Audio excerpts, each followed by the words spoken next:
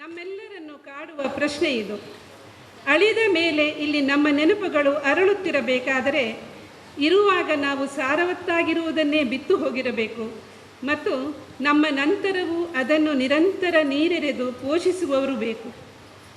15 ವರ್ಷಗಳ ಹಿಂದೆ ತನ್ನನ್ನು ಪ್ರೀತಿಸುವ ಕುಟುಂಬವನ್ನು, ವಿದ್ಯಾರ್ಥಿ ಹಾಗೂ ಸಹೃದಯರ ಬಳಗವನ್ನು ಅಗಲಿದ ಜಲಜಾಕ್ಷಿಯವರು ಜೀವಿತಾವಧಿಯಲ್ಲಿ ಬಿತ್ತಿದ ಮೌಲ್ಯಗಳು, ಸ್ನೇಹ, ಆದರ್ಶದ ನಡೆಗಳು ಇಂದಿಗೂ ಅಭಿಮಾನಿಗಳ ಮನಸ್ಸಲ್ಲಿ ಅವರನ್ನು ಸಿಹಿ ನೆನಪಾಗಿ ಜೀವಂತವಿರಿಸಿದೆ ಅನ್ನುವುದಕ್ಕೆ ಇಂದಿನ ಈ ಕಾರ್ಯಕ್ರಮವು ನಿದರ್ಶನವಾಗಿದೆ.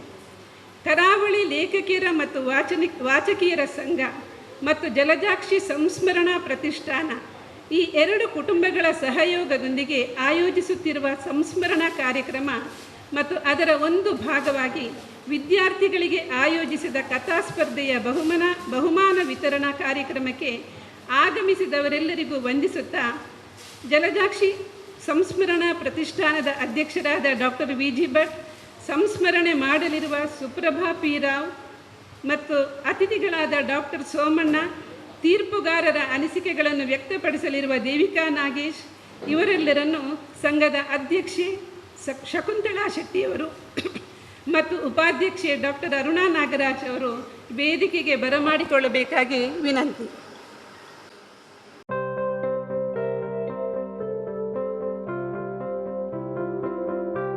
ಕಾರ್ಯದರ್ಶಿ ಆರ್ ಕೃಷ್ಣವೇಣಿಯವರ ಆಶಯ ಗೀತೆಯೊಂದಿಗೆ ಕಾರ್ಯಕ್ರಮವನ್ನು ಆರಂಭಿಸೋಣ. ಮಲ್ಲೇಶ್ವರ ನಗರ ಶ್ರೀನಿವಾಸ್ ಉಡುಪರ ರಚನೆಯ ಒಂದು ಗೀತೆ. ಬೆಳಕಿನ ಕಡೆ ಮುಖ ಮಾಡೋಣ, ಕತ್ತಲೊಡನೆ ಸೆಣಸಾಡೋಣ. ಬೆಳಕಿನ ಕಡೆ ಮುಖ ಮಾಡೋಣ, ಕತ್ತಲೊಡನೆ ಸೆಣಸಾಡೋಣ. ಬೆಳಕಿನ ಕಡೆ ಮುಖ ಮಾಡೋಣ. ದೂರವಿದ್ದವರ ಹತ್ತಿರ ಸೆಳೆದು ಸ್ನೇಹದ ಬೀಜವ ಬಿತ್ತೋಣ. ಮಾನವ ಲೋಕದ ಕ್ಷಿತಿಜವ ಮೀರಿ ಎತ್ತರ ಶಿಖರವ ಹತ್ತೋಣ. ಬೆಳಕಿನ ಕಡೆ ಮುಖ ಮಾಡೋಣ. ಸ್ವಾರ್ಥ ದುರಾಸೆಯ ಬಾರಿ ಬಲೂನಿಗೆ ಮಾನವತೆಯ ಮೊನೆ ಚುಚ್ಚೋಣ. ನಾಳೆಯೇ ಇಲ್ಲದ ಕಣ್ಣುಗಳಲ್ಲಿ ಕನಸಿನ ದೀಪವ ಹಚ್ಚೋಣ. ಬೆಳಕಿನ ಕಡೆ ಮುಖ ಮಾಡೋಣ. ಎದೆ ನಡುವಿನ ಕದಗಳ ತೆರೆದು ಹೃದಯ ಸಂವಾದವ ನಡೆಸೋಣ. ಬದುಕಿನ ಬಯಲಲ್ಲಿ ಬೀಳುವ ಕಸವನು ಸದಾ ಕಾಲವು ಗುಡಿಸೋಣ. ಬೆಳಕಿನ ಕಡೆ ಮುಖ ಮಾಡೋಣ. ಹಸಿದಿಯ ಒಡಲಿಗೆ ತುತ್ತನು ನೀಡಿ ಸುರಿವ ಕಂಬನಿಯ ವರಿಸೋಣ. ಬೆಳೆವ ಸಸಿಗಳಿಗೆ ನೀರನ್ನೆರೆದು ಶುಭದ ಮಾತಿನಲ್ಲಿ ಹರಸೋಣ. ಬೆಳಕಿನ ಕಡೆ ಮುಖ ಮಾಡೋಣ, ಕತ್ತಲೊಡನೆ ಸೆಣಸಾಡೋಣ. ಬೆಳಕಿನ ಕಡೆ ಮುಖ ಮಾಡೋಣ, ಬೆಳಕಿನ ಕಡೆ ಮುಖ ಮಾಡೋಣ. ಧನ್ಯವಾದಗಳು ಕೃಷ್ಣವೇಣಿ ಅವರಿಗೆ. ಈ ಸಂಸ್ಮರಣಾ ಕಾರ್ಯಕ್ರಮಕ್ಕೆ ಆಗಮಿಸಿದ ಅತಿಥಿಗಳನ್ನು, ಗಣ್ಯರನ್ನು ಸ್ವಾಗತಿಸಲಿದ್ದಾರೆ ಸಂಘದ ಉಪಾಧ್ಯಕ್ಷರಾದ ಅರುಣಾ ನಾಗರಾಜ್ ಅವರು. ಡಾಕ್ಟರ್ ಜಲಜಾಕ್ಷಿ ಸಂಸ್ಮರಣಾ ಕಾರ್ಯಕ್ರಮಕ್ಕೆ ತಮ್ಮೆಲ್ಲರನ್ನು ಸ್ವಾಗತಿಸಲಿಕ್ಕೆ ಬಹಳ ಸಂತೋಷವೆನಿಸ್ತಾ ಇದೆ. ಈ ಸಂಸ್ಮರಣಾ ಕಾರ್ಯಕ್ರಮ ಇತರ ಎಲ್ಲ ಕಾರ್ಯಕ್ರಮಗಳಿಗಿಂತ ಬಹಳ ಭಿನ್ನವಾದದ್ದು. ಇದನ್ನು ಊಹಿಸುವಾಗಲೇ ನನ್ನ ಮನಸ್ಸಿನಲ್ಲಿ ಮೂಡಿದ್ದು ನನ್ನ ಒಂದು ಕವನ ಸಂಕಲನ ಮತ್ತೆ ಹಾಡಿತು ಕೋಗಿಲೆ, ಅದರ ಒಂದು ಕವನದ ಒಂದು ಚರಣದೊಂದಿಗೆ ನಾನು ಸ್ವಾಗತ ಭಾಷಣವನ್ನು ಆರಂಭಿಸ್ತೇನೆ. ಬಾಳೊಂದು ಭಾವಗೀತೆ, ಹುದುಗಿಹುದು ಅದರಲ್ಲಿ ಅನುರಾಗದ ಹೊರತೆ, ಅದನ್ನು ಬೆರೆತಿಹುದು ಚರಣದಲ್ಲಿ ಕೆಲವೊಮ್ಮೆ ನೀರವತೆ, ಬೆರೆತಿಹುದು ಚರಣದಲ್ಲಿ ಕೆಲವೊಮ್ಮೆ ನೀರವತೆ, ಬೇಕಿಹುದು ಅದ ಸವಿಯೇ ಮನದ ವಿಶಾಲತೆ.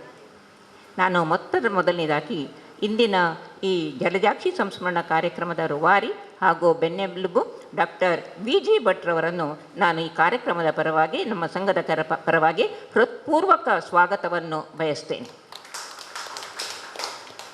ಕಾರ್ಯಕ್ರಮ ಎಲ್ಲ ಕಾರ್ಯಕ್ರಮಗಳಂತ ಅಲ್ಲ ಅಂತ ಹೇಳಿದ್ದೇನೆ ನಾನು.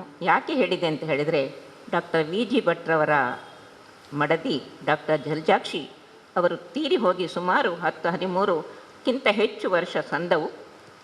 ನಾವು ಸಮಾಜದಲ್ಲಿ ನೋಡ್ತೇವೆ, ಸತಿ ಗತಿಸಿದ ನಂತರ ಒಂದು 5 ವರ್ಷವ 3 ವರ್ಷವ 5 ವರ್ಷವ ಅದು ಸ್ವಲ್ಪ ಸಂಸ್ಮರಣೆ ಮಾಡ್ತಾರೆ. ಆದರೆ ವಿ ಜಿ ಭಟ್ರವರು ಪ್ರತಿ ವರ್ಷ ಎಂಬ ಹಾಗೆ ಒಂದು ನಿಗದಿಯ ದಿನವನ್ನು ನಿಗದಿ ಮಾಡ್ತಾರೆ. ಅದಕ್ಕೆ ಪೂರ್ವಭಾವಿಯಾಗಿ ತಯಾರು ಮಾಡ್ತಾರೆ. ನಮ್ಮ ಲೇಖಕಿಯರ ಸಂಘದೊಂದಿಗೆ ಸಹಯೋಗದೊಂದಿಗೆ ಕಾರ್ಯಕ್ರಮ ಮಾಡ್ತಾರೆ. ಅದು ಮಾತ್ರ ಅಲ್ಲ, ಕಾರ್ಯಕ್ರಮ ಮಾಡ್ಬೋದು, ಆದರೆ ಕಾರ್ಯಕ್ರಮದಲ್ಲಿ ಆ ಸತಿಯನ್ನು ಅವಳು ಮಾಡಿದ ತ್ಯಾಗ, ಅವಳ ಮೇಲಿರುವ ಗೌರವ ಎಲ್ಲವನ್ನು ವ್ಯಕ್ತಪಡಿಸಿ ಕಣ್ಣೀರು ಮಿಡಿತಾರೆ. ಅದು ನಾನು ಎಲ್ಲೂ ಕಾಣಲಿಲ್ಲ. ಆದ್ದರಿಂದ ನಾನು ಈ ಸಂದರ್ಭದಲ್ಲಿ ಡಾಕ್ಟರ್ ವಿ ಜಿ ಭಟ್ರವರನ್ನು ವಿರಳ ಪಂಕ್ತಿಯ ವಿಶಿಷ್ಟ ವ್ಯಕ್ತಿ ಅಂತ ಹೇಳಲಿಕ್ಕೆ ಬಯಸ್ತಾ ಇದ್ದೇನೆ. ಅವರಿಗೆ ಮತ್ತೊಮ್ಮೆ ಸ್ವಾಗತ. ಅವರಿಗೆ ಅವರ ಸಂಬಂಧಿಕರಾದಂತಹ ಜಗನ್ನಾಥ್ ರವರು ಪುಷ್ಪ ನೀಡಿ ಗೌರವಿಸಬೇಕಾಗಿ ವಿನಂತಿ. ಇನ್ನು ಇಂದಿನ ಗಣ್ಯ ಅತಿಥಿ ಡಾಕ್ಟರ್ ಸೋಮಣ್ಣ ಅವರು ನಮ್ಮ ಮಂಗಳೂರು ಗಂಗೋತ್ರಿ ಅಲ್ಲಿ ಎಸ್ ವಿ ಪರಮೇಶ್ವರ ಭಟ್ಟ ಅಧ್ಯಯನ ಕೇಂದ್ರದಲ್ಲಿ ಪ್ರೊಫೆಸರ್ ಆಗಿದ್ದಾರೆ. ಅವರು ಬಿಡುವಿಲ್ಲದ ಕಾರ್ಯಕಲಾಪಗಳ ನಡುವೆಯೂ ಬಿಡುವು ಮಾಡಿಕೊಂಡು ಇಂದು ಆಗಮಿಸಿದ್ದಾರೆ. ಅವರಿಗೆ ಬಹುಶಃ ಜಲಜಾಕ್ಷಿ ಮೇಡಮ್ರವರ ಮೇಲೆ ಅಥವಾ ವಿ ಜಿ ಭಟ್ರವರ ಮೇಲೆ ಇರುವಂತಹ ಗೌರವ ಇರಬಹುದು, ಅಥವಾ ನಮ್ಮ ಕರಾವಳಿ ಲೇಖಕಿಯರ ವಾಚಕಿಯರ ಸಂಘದ ಮೇಲಿನ ಗೌರವದಿಂದ ಅವರು ಆಗಮಿಸಿದ್ದಾರೆ. ಅವರಿಗೆ ಹೃತ್ಪೂರ್ವಕ ಸ್ವಾಗತವನ್ನು ಬಯಸ್ತೇನೆ. ಅವರಿಗೆ ವಿ ಜಿ ಭಟ್ರವರ ಮಗ ಶ್ರೀಯುತ ಕೃಷ್ಣಶಾಸ್ತ್ರಿ ಅವರು ಪುಷ್ಪ ನೀಡಿ ಗೌರವಿಸಬೇಕಾಗಿ ವಿನಂತಿ. ಅವರ ಅಳೆಯ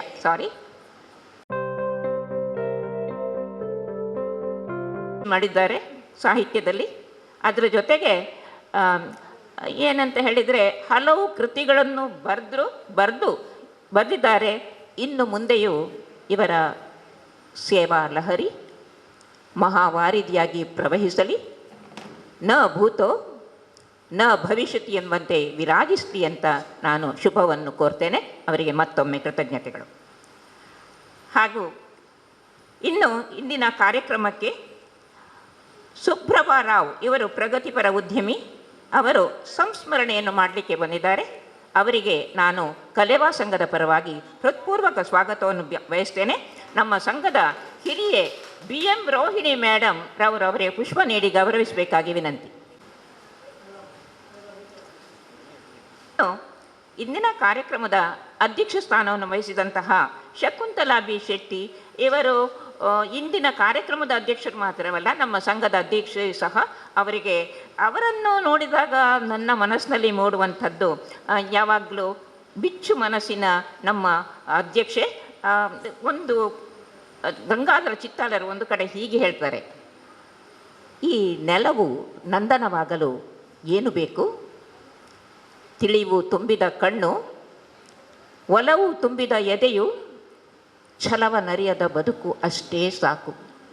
ಮೇಡಮ್ ಶಕುಂತಲಾ ಮೇಡಮ್ರವರಲ್ಲಿ ತಿಳಿವು ತುಂಬಿದ ಕಣ್ಣು ಇದೆ, ಒಲವು ತುಂಬಿದ ಎದೆಯೂ ಇದೆ, ಛಲವ ನರಿಯದ ಬದುಕು ಇದೆ. ಇದು ಮುಪ್ಪುರಿಗೊಂಡು ಅವರನ್ನು 2 ಸಲ ಜನಮನ ಅವರು ಸೂರೆಗೊಂಡಿದ್ದಾರೆ. 2 ಸಲ ಅವರು ಶಾಸಕಿಯಾಗಿ ಆಯ್ಕೆಯಾಗಿದ್ದಾರೆ ಮತ್ತು ಸಚಿವೆಯಾಗಿ ಸಹ ಕೆಲಸ ಮಾಡ್ತಾ ಇದ್ದಾರೆ. ಈಗಲೂ ಸಹ ಸಕ್ರಿಯವಾಗಿ ರಾಜಕಾರಣದಲ್ಲಿ ಅವರಿದ್ದಾರೆ. ಅವರಿಗೆ ಹೃತ್ಪೂರ್ವಕ ಸ್ವಾಗತವನ್ನು ಬಯಸುತ್ತೇನೆ.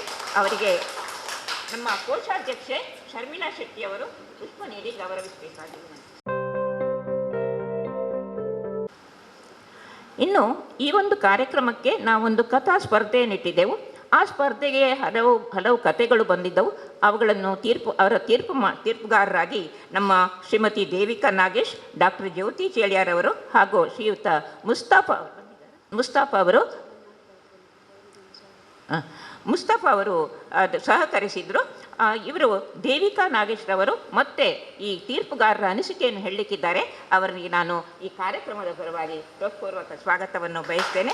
ಅವರಿಗೆ ಅವರ ಗೆಳತಿ ಸುಧಾ ನಾಗೇಶ್ ಅವರು ಪುಷ್ಪ ನೀಡಿ ಗೌರವಿಸಬೇಕಾಗಿ ವಿನಂತಿ.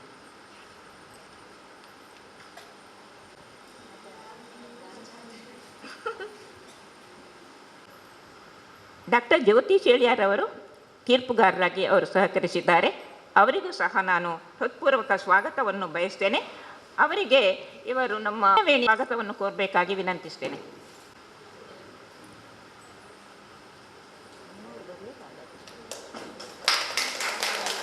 ಶ್ರೀಯುತ ನಾಗರಾಜ್ರವರು ಈ ಕಾರ್ಯಕ್ರಮಕ್ಕೆ ಆಗಮಿಸಿದ್ದಾರೆ. ಅವರಿಗೆ ನಾನು ಸಂಘದ ಪರವಾಗಿ ಹೃದಯಾಂತರಾಳದ ಸ್ವಾಗತವನ್ನು ಕೋರ್ತೇನೆ. ಅವರಿಗೆ ನಮ್ಮ ಮೌಲಿ ಮಿರಾಂಡಾ ಅವರು ಪುಷ್ಪ ನೀಡಿ ಗೌರವಿಸಬೇಕಾಗಿ ವಿನಂತಿ.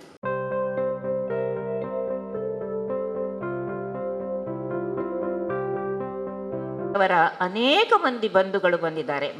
ಬಹಳ ಸಂತೋಷ. ಇಂತಹ ಒಂದು ಕಾರ್ಯಕ್ರಮಕ್ಕೆ ಅವರ ಒಡನಾಟ, ಅವರ ಸ್ನೇಹ ಕಂಡು ನನಗೆ ಬಹಳ ಸಂತೋಷವಾಯಿತು. ಇನ್ನು ಈ ಯಾವುದೇ ಕಾರ್ಯಕ್ರಮ ಆಗಲಿ, ಆ ಕಾರ್ಯಕ್ರಮ ಯಶಸ್ವಾಗಿದೆ ಅಂತ ಹೇಳುವಂಥದ್ದು ಪ್ರೇಕ್ಷಕರ ಸ್ಪಂದನದಿಂದ. ಪ್ರೇಕ್ಷಕರು ಎಷ್ಟು ಮಂದಿ ಬಂದಿದ್ದಾರೆ, ಹೇಗೆ ಸ್ಪಂದಿಸಿದ್ದಾರೆ, ಅದನ್ನು ಅಳತೆ ಮಾಡಿಕೊಂಡು ಈ ಕಾರ್ಯಕ್ರಮ ಯಶಸ್ವಿಯಾಗಿದೆಯಾ ಇಲ್ವಾ ಅಂತ ಹೇಳ್ತಾರೆ. ಆದುದರಿಂದ ನನ್ನ ದೊಡ್ಡ ಸ್ವಾಗತ ನಮ್ಮ ಪ್ರೇಕ್ಷಕ ವೃಂದಕ್ಕೆ. ನಾವು ಈ ಪ್ರೇಕ್ಷಕ ವೃಂದ, ನಾವು ಈ ಕಾರ್ಯಕ್ರಮ ನಡೆಸುವವರಿಗೆ ಒಂದು ಇದಕ್ಕೆ ಕರ್ತವ್ಯ ಇದೆ ಮಾಡಬೇಕು ಅಂತ. ಆದರೆ ಅವರಿಗೆ ಆ ಕರ್ತವ್ಯ ಅಂತ ಹಾಗಿಲ್ಲ. ಅವರು ನಮ್ಮ ಮೇಲಿನ ಪ್ರೀತಿಯಿಂದ, ಜಲಜಾಕ್ಷಿ ಅವರು ನಮ್ಮ ಮಾಜಿ ಅಧ್ಯಕ್ಷೆ, ಅವರ ಮೇಲಿನ ಗೌರವದಿಂದ ಈಗ ಆಗಮಿಸಿದ್ದಾರೆ. ಅವರಿಗೆ ನಾನು ಸ್ವಾಗತ ಬಯಸ್ತೇನೆ. ನಾವು ಈ ಕಾರ್ಯಕ್ರಮ ಮಾಡುವ ನಾವು ವೀಣೆಯಾದರೆ, ನೀವು ತಂತಿಗಳು. ಈ ತಂತಿ ಸರಿಯಾಗಿ ಮೀಟಿದರೆ ಕಾರ್ಯಕ್ರಮ ಯಶಸ್ವಿ ಆಗ್ತದೆ. ನಾವೇ ವೀಣೆ, ನೀವೇ ತಂತಿ, ಅವನೇ ವೈಣಿಕ. ಆ ವೈಣಿಕನು ಚೆನ್ನಾಗಿ ಈ ತಂತಿಯನ್ನು ಮೀಟ್ಲಿ, ಕಾರ್ಯಕ್ರಮ ಯಶಸ್ವಿಯಾಗಲಿ ಅಂತ ಹಾರೈಸ್ತಾ ನನ್ನೆರಡು ಮಾತುಗಳನ್ನು ಕೊನೆಗೊಳಿಸಿದ. ನಿಮಗೂ ಸ್ವಾಗತ ಅರುಣಾ ಮೇಡಮ್. ಈಗ ಜಲಜಾಕ್ಷಿಯವರ ಭಾವಚಿತ್ರದ ಎದುರು ನೆನಪಿನ ನಂದಾದೀಪವನ್ನು ಬೆಳಗಿಸಿ ಪುಷ್ಪ ನಮನವನ್ನು ಸಲ್ಲಿಸಬೇಕು ಎಂದು ಅತಿಥಿಗಳನ್ನು, ಜಲಜಾಕ್ಷಿಯವರ ಆಪ್ತ ಕುಟುಂಬಿಕರನ್ನು ವಿನಂತಿಸಿಕೊಳ್ಳುತ್ತಿದ್ದೇನೆ.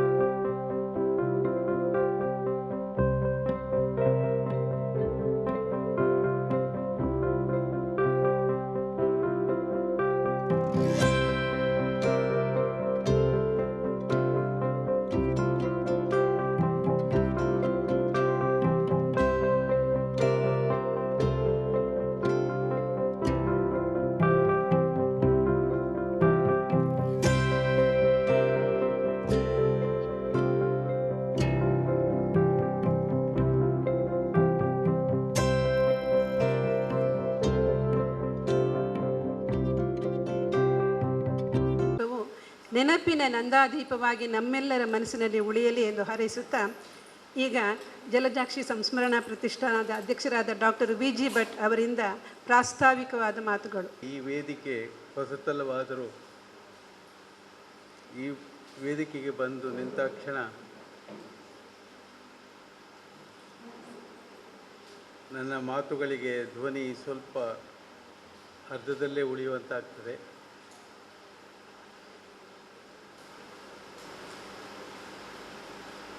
ಕಾರಣ ನಿಮಗೂ ಅರ್ಥವಾಗಿರ್ಬೋದು.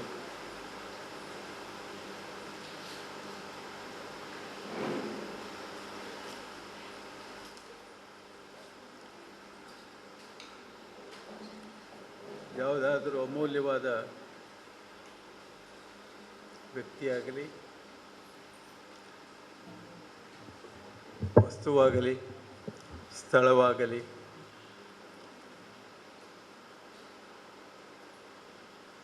ಅದನ್ನು ಕಳೆದುಕೊಂಡಾಗ ಅಥವಾ ಮಿಸ್ ಮಾಡಿಕೊಂಡಾಗ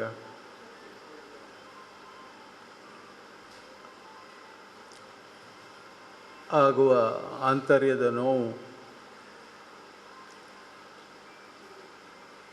ಅನಿರ್ವಚನೀಯ. ಶಬ್ದಗಳು ಸಿಗುವುದಿಲ್ಲ, ಕೆಲವು ಸರಿ ಮಾತು ಹೊರಡುವುದಿಲ್ಲ.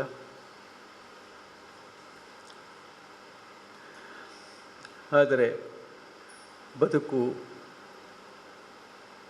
ನಾವೆಣಿಸಿದಂತೆ ಇರುವುದಿಲ್ಲ. ಬದುಕು ಬಂದಾಗ ಬದುಕು ಹೇಗೆ ಬರುತ್ತೋ ಅದನ್ನು ನಾವು ಸ್ವೀಕರಿಸುವಂಥ ಭಾವನೆಯನ್ನು ಬೆಳೆಸ್ಕೊಳ್ಳುವಂಥ ಪರಿಸ್ಥಿತಿ ನಮಗೆ ಬರ್ತದೆ. ಅಂಥ ಒಂದು ಸನ್ನಿವೇಶ ಈಗ ಸುಮಾರು 15 ವರ್ಷಗಳ ಹಿಂದೆ ಇದೇ ಸಮಯದಲ್ಲಿ ಆಗಸ್ಟ್ ಕೊನೆಯ ವಾರದಲ್ಲಿ ನನಗೆ ಬಂದೊದಗಿತ್ತು.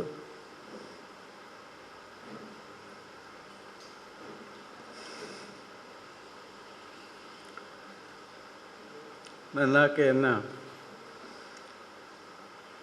ಮತ್ತೆ ಮನೆಗೆ ಕರೆದುಕೊಂಡು ಬರ್ಬೋದು ಅಂತ ಆಸ್ಪತ್ರೆಗೆ ಕರ್ಕೊಂಡು ಹೋಗಿ ಸುಮಾರು 6 ವರ್ಷದಿಂದ ಅವರು 5.5-6 ವರ್ಷದಿಂದ ಅನಾರೋಗ್ಯದಲ್ಲಿದ್ದರು. ಆದರೂ ಆಸೆ ಆಸ್ಪತ್ರೆಗೆ ಹೋಗಿ ವಾಪಸ್ ಬರೋದು ಅಂತಿದ್ದರೆ ಒಂದು ವಾರದಲ್ಲಿ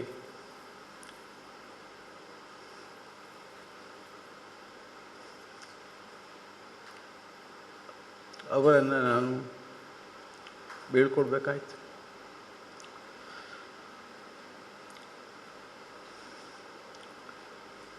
ಸುಮಾರು 5-6 ವರ್ಷದಿಂದ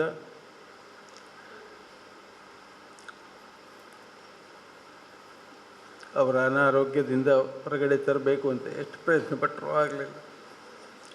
ಇರಲಿ, ಸೆಪ್ಟೆಂಬರ್ 1 ಆಕೆ ನಮ್ಮನ್ನು ಬಿಟ್ಟು ಹೋದಾಗ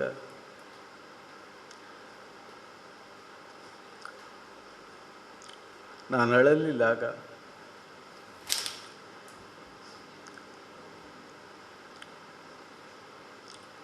ಯಾಕೆಂದರೆ ಅವಳ ನೋವು ಜಾಸ್ತಿ ಇತ್ತು ನನಗಿಂತ. ಆಗ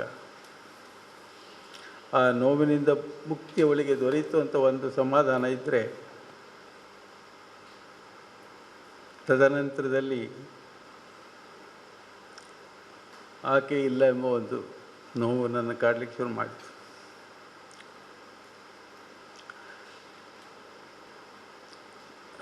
ಹಾಗೆ ಅವಳನ್ನು ನಾನು ನನ್ನೊಟ್ಟಿಗೆ ಕರ್ಕೊಂಡು ಇರಬೇಕು ಅಂತ ಆದರೆ ಅವಳ ಹೆಸರಿನಲ್ಲಿ ಏನನ್ನಾದರೂ ಮುಂದುವರಿಸ್ಕೊಂಡು ಹೋಗಬೇಕು ಅನ್ನುವಂಥ ಒಂದು ಯೋಜನೆಯಿಂದ ಈ ಒಂದು ಕಾರ್ಯಕ್ರಮವನ್ನು ಹಮ್ಮಿಕೊಳ್ತಾ ಇದ್ದೆ. ಈಗ 15 ವರ್ಷಗಳಿಂದ ಆಕೆ ಬದುಕಿದ ದಾರಿ, ಮೌಲ್ಯಗಳು ಅವನ್ನು ನಾವು ಸ್ವಲ್ಪ ಮಟ್ಟಿಗಾದರೂ ಅಳವಡಿಸಿಕೊಂಡು ಅದನ್ನು ಚಾಲನೆಯಲ್ಲಿ ತರಲಿಕ್ಕೆ ಒಂದು ಪ್ರಾಮಾಣಿಕ ಪ್ರಯತ್ನವನ್ನು ಮಾಡಿದರೆ ಆಕೆ ನಮ್ಮೊಡನೆ ಇದ್ದ ಹಾಗೆ ಅನ್ನುವಂಥ ಭಾವನೆಯಿಂದ ಈ ಒಂದು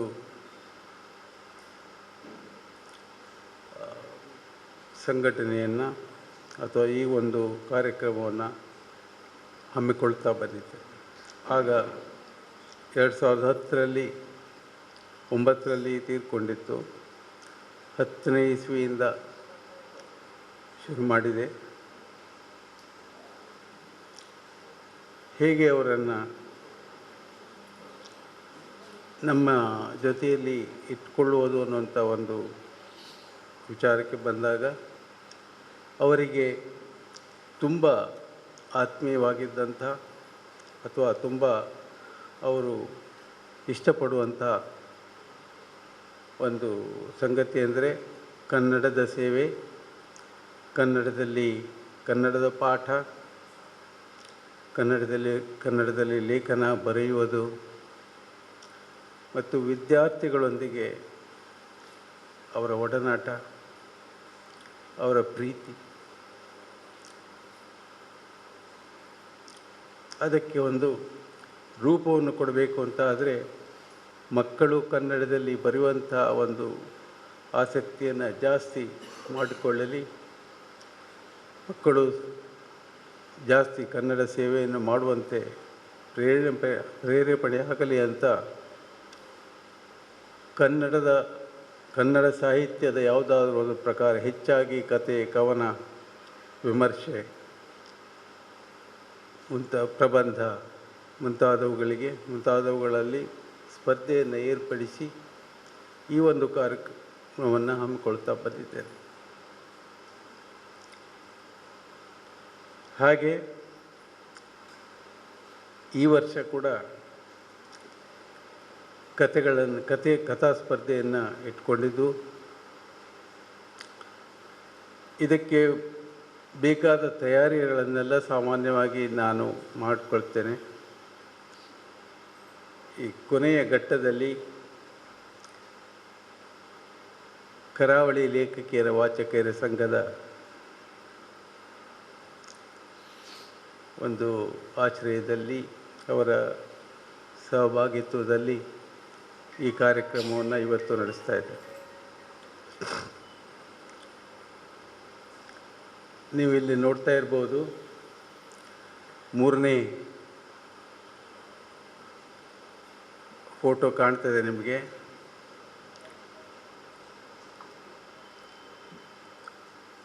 ಮೂರನೇ ಅಧ್ಯಕ್ಷರಾಗಿ ಈ ಸಂಘವನ್ನು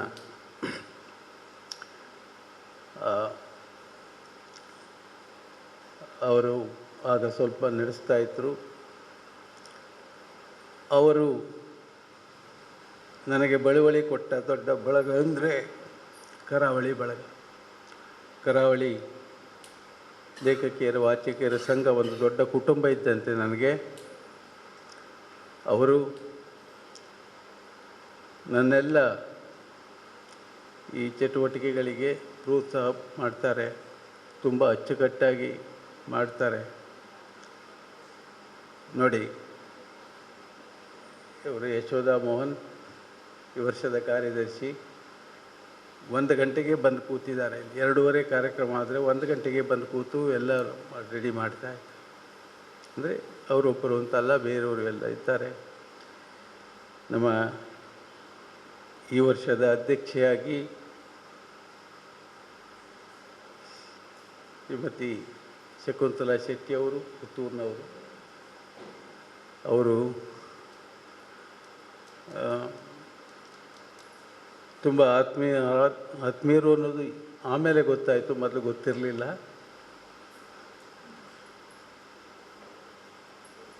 ನನ್ನ ಬೀಗರಾದಂಥ ಡಾಕ್ಟರ್ ರಾಮಚಂದ್ರ ಶಾಸ್ತ್ರಿ ಅವರಿಗೆ ತುಂಬ ಹತ್ತಿರದವರು ಅನ್ನೋದು ಸ್ವಲ್ಪ ಆಮೇಲೆ ತಿಳಿಯಿತು. ಹಾಗೆ ಹೊಸ ಟೀಮ್ ಆದರೂ ಹಳೆಯ ಸ್ಪಿರಿಟ್ ಇದೆ.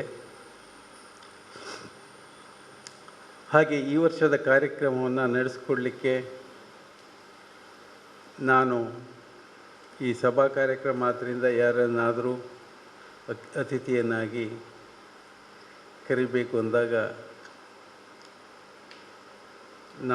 ನನಗೆ ನೆನಪಾದ ಕೆಲವೊಂದು ಇದನ್ನು ಕೇಳಿದಾಗ ನನಗೆ ಆಗಲಿಲ್ಲ. ಕಡೆಗೆ ಪರೋಕ್ಷವಾಗಿ ನಮ್ಮ ಡಾಕ್ಟರ್ ಸೋಮಣ್ಣ ಅವರ ಪ್ರಸ್ತಾಪ ಬಂತು.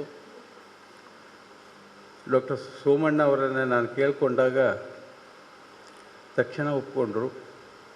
ಮೊದಲೊಂದೆರಡು ಬಾರಿ ಫೋನ್ ಮಾಡಿದಾಗ ಸಿಗಲಿಲ್ಲ.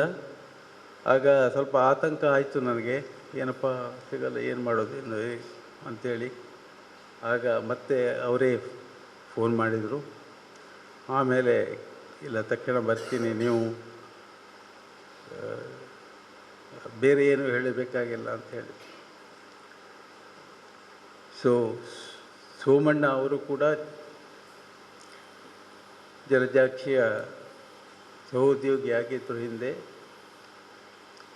ಮಡಿಕೇರಿಗೆ ಒಂದು ಸ್ವಲ್ಪ ಕಾಲ ನೋಡಿ ಜೀವನ ಹೇಗೆ ತನ್ನ ಬಾಂಧವ್ಯವನ್ನು ಸುತ್ತಿ ಮಾಡ್ತದೆ ಅಂಥೇಳಿ ಒಂದು 4-5 ತಿಂಗಳು ಮಾತ್ರ ಮಡಿಕೇರಿಗೆ ಇಲ್ಲಿಂದ ಅವಳಿಗೆ ವರ್ಗಾವಣೆ ಆಗಿತ್ತು. ಅಷ್ಟು ಚಿಕ್ಕ ಸಮಯದಲ್ಲೂ ಕೂಡ ಆಕೆ ಅಲ್ಲಿ ತನ್ನ ಒಂದು ಬಳಗವನ್ನೇ ನೆನೆಸ್ಕೊಂಡಿದ್ಲು. ಅದರಲ್ಲಿ ಡಾಕ್ಟರ್ ಸೋಮಣ್ಣ ಕೂಡ ಒಬ್ಬರು. ಹಾಗೆ ಅವರು ಪ್ರೀತಿಯಿಂದ ಒಪ್ಕೊಂಡಿದ್ದಾರೆ, ನಮ್ಮೊಡನಿದ್ದಾರೆ, ನಮಗೆ ವಿಷಯಗಳನ್ನು ಹೇಳಲಿಕ್ಕಿದ್ದಾರೆ. ಅವರಿಗೆ ನಮ್ಮ ಪ್ರತಿಷ್ಠಾನದ ವತಿಯಿಂದ ಮತ್ತು ನಮ್ಮ ಕರಾವಳಿ ವಾಚಕಿಯರ ಸಂಘಕ್ಕೆ ಲೇಖಕಿಯರ ವಾಚಕಿಯರ ಸಂಘದ ವತಿಯಿಂದ ಮತ್ತೊಮ್ಮೆ ನಾನು ಸ್ವಾಗತವನ್ನು ಬಯಸ್ತೇನೆ. ಹಾಗೆ ನನಗೆ ವಂದನಾರ್ಪಣೆವರೆಗೆ ಟೈಮ್ ನನಗೆ ಸಿಗೋದಿಲ್ಲ, ಮತ್ತೊಬ್ಬರು ಇರ್ತಾರೆ. ಹಾಗೆ ಅವರಿಗೆ ಅಭಿನಂದನೆಗಳು ಕೂಡ ಸಲ್ಲಿಸ್ತೇನೆ ಈಗಲೇ ನಮ್ಮೊಡನಿದ್ದಕ್ಕೆ. ಇನ್ನು ಎರಡನೆಯವರದಾಗಿ ಸಂಸ್ಮರಣಾ ಒಂದು ನೆನಪನ್ನು ನಮ್ಮೊಡನೆ ಹಂಚಿಕೊಳ್ಳಲಿಕ್ಕೆ ಈ ವರ್ಷ ಯಾರಪ್ಪ ಅಂತ ನನಗೆ ಎಲ್ಲ ವಿದ್ಯಾರ್ಥಿಗಳ ಒಂದು ಸಂಪರ್ಕ ಇಲ್ಲ. ಹಾಗೆ ಕೇಳಿಕೊಂಡಾಗ ಹೋದ ವರ್ಷ ಡಾಕ್ಟರ್ ಭಾರತಿ ಪಿಲಾರ್ ಅನ್ನುವಂಥ ಬಂದಿದ್ದರು. ಅವರನ್ನು ಕೇಳಿಕೊಂಡೆ. ಅವರು ಶ್ರೀಮತಿ ಸುಪ್ರಭಾ ಪಿ ರಾವ್ ಅವರ ಕ್ಲಾಸ್ಮೇಟು. ಅವರನ್ನು ಸಜೆಸ್ಟ್ ಮಾಡಿದರು. ಅವರನ್ನು ಕೇಳಿಕೊಂಡೆ. ಅವರು ಒಪ್ಪಿಕೊಂಡು ಬಂದಿದ್ದಾರೆ ಇವತ್ತು ಅವರ ಸಂಸ್ಮರಣೆಯನ್ನು ಮಾಡಲಿಕ್ಕೆ.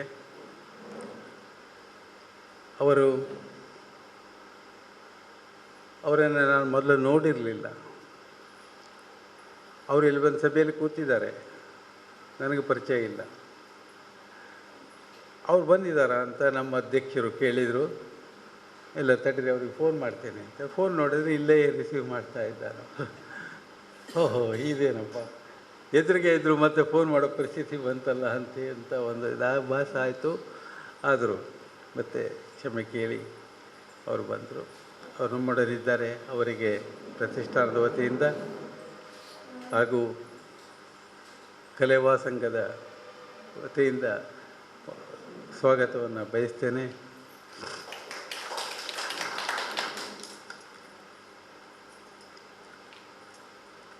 ನಿಮಗಾಗಲೇ ನಾನು ಹೇಳಿದೆ, ಈ ಕರಾವಳಿ ಅದನ್ನು ನಾನು ಬಳಗ ಅಂತ ಕರೆಯುವುದು. ನಮ್ಮ ಬಳಗ ಅಂತ. ನನ್ನ ಕುಟುಂಬ ದೊಡ್ಡ ಕುಟುಂಬ ಅವ್ರದ್ದು. ಎಲ್ಲರೂ ಸುಮಾರು ಆತ್ಮೀಯರಾಗಿಬಿಟ್ಟಿದ್ದಾರೆ, ತುಂಬ ಆತ್ಮೀಯರಾಗಿದ್ದಾರೆ. ನಿನ್ನೆ ಅಧ್ಯಕ್ಷರ ಜೊತೆಗೆ ಮಾತಾಡಿದಾಗ ಅವರು ಅಷ್ಟೇ 10 ನಿಮಿಷ ಮಾತಾಡಿದ್ದಾರೆ ಮಿನಿಮಮ್ ನನ್ನ ಜೊತೆ. ಅದೇ ಅಷ್ಟು ಆತ್ಮೀಯತೆ, ಅಷ್ಟು ಇದು ಬಂದಿದೆ. ಹಾಗೆ ಏನೇ ಇದ್ದರೂ ಸ್ವಲ್ಪ ಮುಕ್ತವಾಗಿ ಮಾತಾಡುವಂಥ ಒಂದು ವಾತಾವರಣವನ್ನು ನಮಗೆ ಅವರೆಲ್ಲರೂ ಕಲ್ಪಿಸಿಕೊಟ್ಟಿದ್ದಾರೆ. ನನ್ನನ್ನು ಅವರಲ್ಲಿ ಒಬ್ಬ ಅಂತ ತಿಳಿದು ವ್ಯವಹರಿಸ್ತಾರೆ. ಅಂಥ ಒಂದು ಬಳಗವನ್ನು, ಅಂಥ ಒಂದು ದೊಡ್ಡ ಕುಟುಂಬವನ್ನು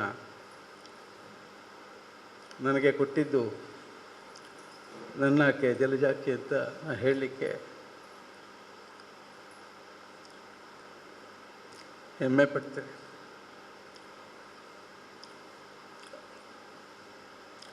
ಅವಳ ಸ್ವಭಾವವೇ ಹಾಗೆ. ದುಃಖವನ್ನು ನುಗ್ಗಿ ಯಾವಾಗಲೂ ಹಸುವನ್ನುಕ್ಕಿಯಾಗಿರ್ತಿದ್ಲು.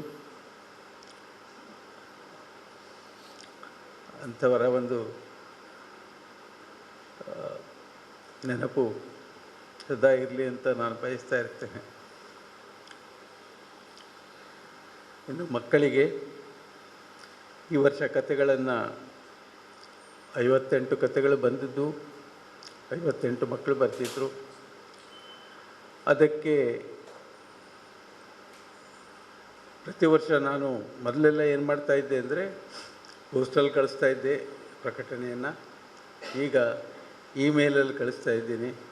ಸುಮಾರು 100 ಕಾಲೇಜುಗಳಿಗೆ ಹೋಗ್ತದೆ. ಆ ಕಾಲೇಜುಗಳಲ್ಲಿ ಕಾಲೇಜಿನ ಮುಖ್ಯಸ್ಥರು, ಪ್ರಿನ್ಸಿಪಾಲರಾಗಲಿ ಅಥವಾ ಅಧ್ಯಾಪಕರಾಗಲಿ ಎಷ್ಟರ ಮಟ್ಟಿಗೆ ಮಕ್ಕಳಿಗೆ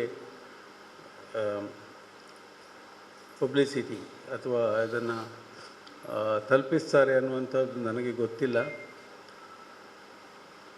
ಆದರೆ ಸಾಕಷ್ಟು ಸಂಖ್ಯೆಯಲ್ಲಿ ತಲುಪುವುದಿಲ್ಲ ಅನ್ನುವಂಥದ್ದು ನನಗೊಂದು ಭಾವನೆ ಇದೆ.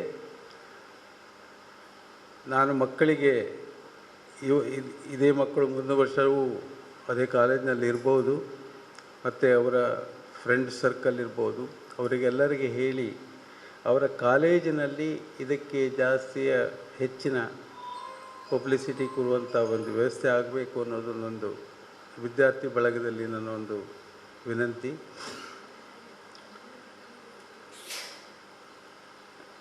ಹಾಗೆಯೇ ವಿದ್ಯಾರ್ಥಿಗಳಿಗೆ ಬಂದು ಹೋಗಲಿಕ್ಕೆ ಸ್ವಲ್ಪ ಭಾರವಾಗಬಾರ್ದು ಸ್ವಲ್ಪ ಅಂಥೇಳಿ ನಾನು ಬಹುಮಾನದ ಜೊತೆಗೆ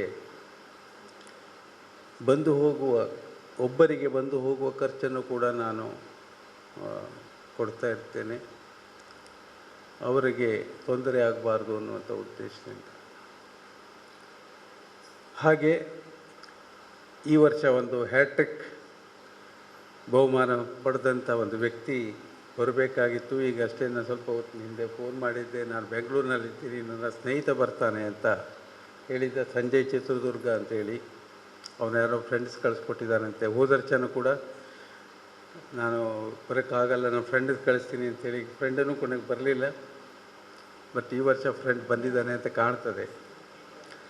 ಹೋದ ವರ್ಷದ ಬಹುಮಾನವನ್ನು ಈ ವರ್ಷದ ಬಹುಮಾನದ ಜೊತೆಗೆ ನಾನು ಇಟ್ಟು, ಹೋದ ವರ್ಷ ಅವನಿಗೆ ಏನೇನು ತಲುಪೋದಿತ್ತೋ ಅದನ್ನೆಲ್ಲ ಈ ವರ್ಷನೂ ಮತ್ತೆ ಇಟ್ಟಿದ್ದೇನೆ. ಹಾಗೆ ಇನ್ನೊಬ್ಬರು ಮಡಿಕೇರಿಯ ಒಂದು ಹೆಣ್ಮಗಳು ಹೋದ ವರ್ಷ ಬರಲಿಕ್ಕಾಗಲಿಲ್ಲ, ಅವಳಿಗೆ ಬರ್ತೇನೆ ಅಂದಿದ್ದು ಬರಲಿಕ್ಕಾಗಲಿಲ್ಲ. ಈ ವರ್ಷ ಅವಳಿಗೆ ತಲುಪಿಸ್ಬೋದು ಅಂತ ಅಂದ್ಕೊಂಡು ತಗೊಂಡು ಬಂದಿದ್ದೆ, ಆದರೆ ಮತ್ತೆ ತಲುಪಿಸಿಗೆ ಈ ವರ್ಷವೂ ಆಗ್ತಾಯಿದೆ. ಯಾಕಂದರೆ ನಾನು ಡಾಕ್ಟರ್ ಮುಸ್ತಫಾ ಅವರನ್ನು ಬರ್ತಾರೆ ಅಂದ್ಕೊಂಡಿದ್ದೆ. ಅವರು ಬಂದಿದ್ದರೆ ಅವನ ಕೈಯಲ್ಲಿ ಕೊಟ್ಟು, ಅಲ್ಲಿ ನೀವು ಹೇಳಪ್ಪ, ಅಲ್ಲಿ ಫೋನ್ ಮಾಡಿ ನಂಬರ್ ಕೊಡ್ತಿದ್ದೆ, ಅವ್ರು ಬಂದು ತಗೊಂಡು ಹೋಗಲಿ ಅನ್ನುವಂಥ ವ್ಯವಸ್ಥೆ ಮಾಡೋಣ ಅಂತ. ಆದರೆ ಅವನು ಬರಲಿಲ್ಲ. ಅವನಿಗೆ ಅವನ ಸಂಬಂಧಿಕರಲ್ಲಿ ಯಾರೋ ಹಾಸ್ಪಿಟ್ಲಿಗೆ ಸೇರಬೇಕಾದ ಪರಿಸ್ಥಿತಿ ಬರೋ ಒಂದು ಅವಕಾಶ ಆಗಲಿಲ್ಲ ಕಾಣ್ತದೆ. ಹೀಗೆ ಮಕ್ಕಳಲ್ಲಿ ಕನ್ನಡದ ಒಂದು ಸೇವೆಯ ಬಗ್ಗೆ ಆಸಕ್ತಿ ಮೂಡಬೇಕು, ಜಾಸ್ತಿ ಬರೆಯುವಂತಾಗಬೇಕು. ಅವರು ಬದುಕಿನಲ್ಲಿ ಮತ್ತು ಏನನ್ನಾದರೂ ಸಾಧಿಸುವಂಥ ಒಂದು ವೇದಿಕೆ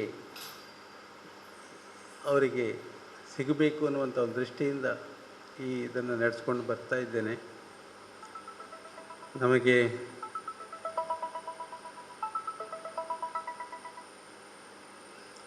ಈಗಲೂ ಒಬ್ಬ ವಿಜೇತೆ ಫೋನ್ ಮಾಡ್ತಾ ಇದ್ದಾರೆ. ಇದು ಪ್ರತಿ ವರ್ಷ ಆಗ್ತದೆ, ಏನು ಮಾಡಲಿಕ್ಕಾಗೋದಿಲ್ಲ. ವೇದಿಕೆ ಮೇಲೆ ಕೂತಾಗ ನಾನೇ ಎಲ್ಲಿದ್ದೀನಿ, ಎಲ್ಲಿಗೆ ಬರಬೇಕಂತೇಳಿ ಅಂತ ಕೇಳ್ತಾರೆ. ನಾನು ಭಾಷಣ ಮಾಡಲು ಅವರಿಗೆ ಉತ್ತರ ಗೊತ್ತಾಗೋದಿಲ್ಲ. ಇದು ಪರಿಸ್ಥಿತಿ, ಇದು ಒಂಥರ ಸಂದಿಗ್ಧ ಪರಿಸ್ಥಿತಿ. ವಿದ್ಯಾರ್ಥಿಗಳಿಗೆ 3 ದಿವಸ ಮೊದಲೇ ನಾನು ತಿಳಿಸಿದ್ದೇನೆ, ನಿಮಗೆ ಬಹುಮಾನ ಬಂದಿದೆ, ಬನ್ನಿ ತಿಳ್ಕೊಳ್ಳಿ ಅಂತ. ಆಗಲಾದರೂ ಅವ್ರು ಕೇಳ್ಕೊಬೋದಿತ್ತು. ಈಗ ಲಾಸ್ಟ್ ಮಿನಿಟಿಗೆ ಕೇಳ್ತಾ ಇದ್ದಾರೆ. ಒಂದು ಎರಡನೆಯದು,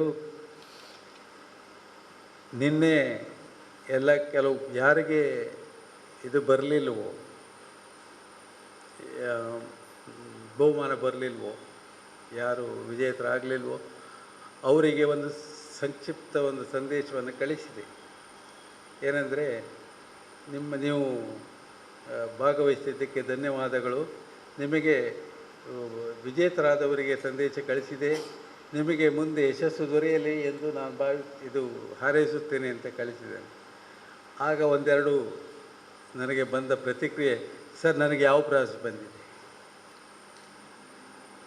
ನಿಮಗೆ ಮುಂದೆ ಯಶಸ್ಸು ದೊರೆಯಲಿ ಅಂದರೆ ನನಗೀಗ ಬರಲಿಲ್ಲ ಅಂತ ಅರ್ಥ.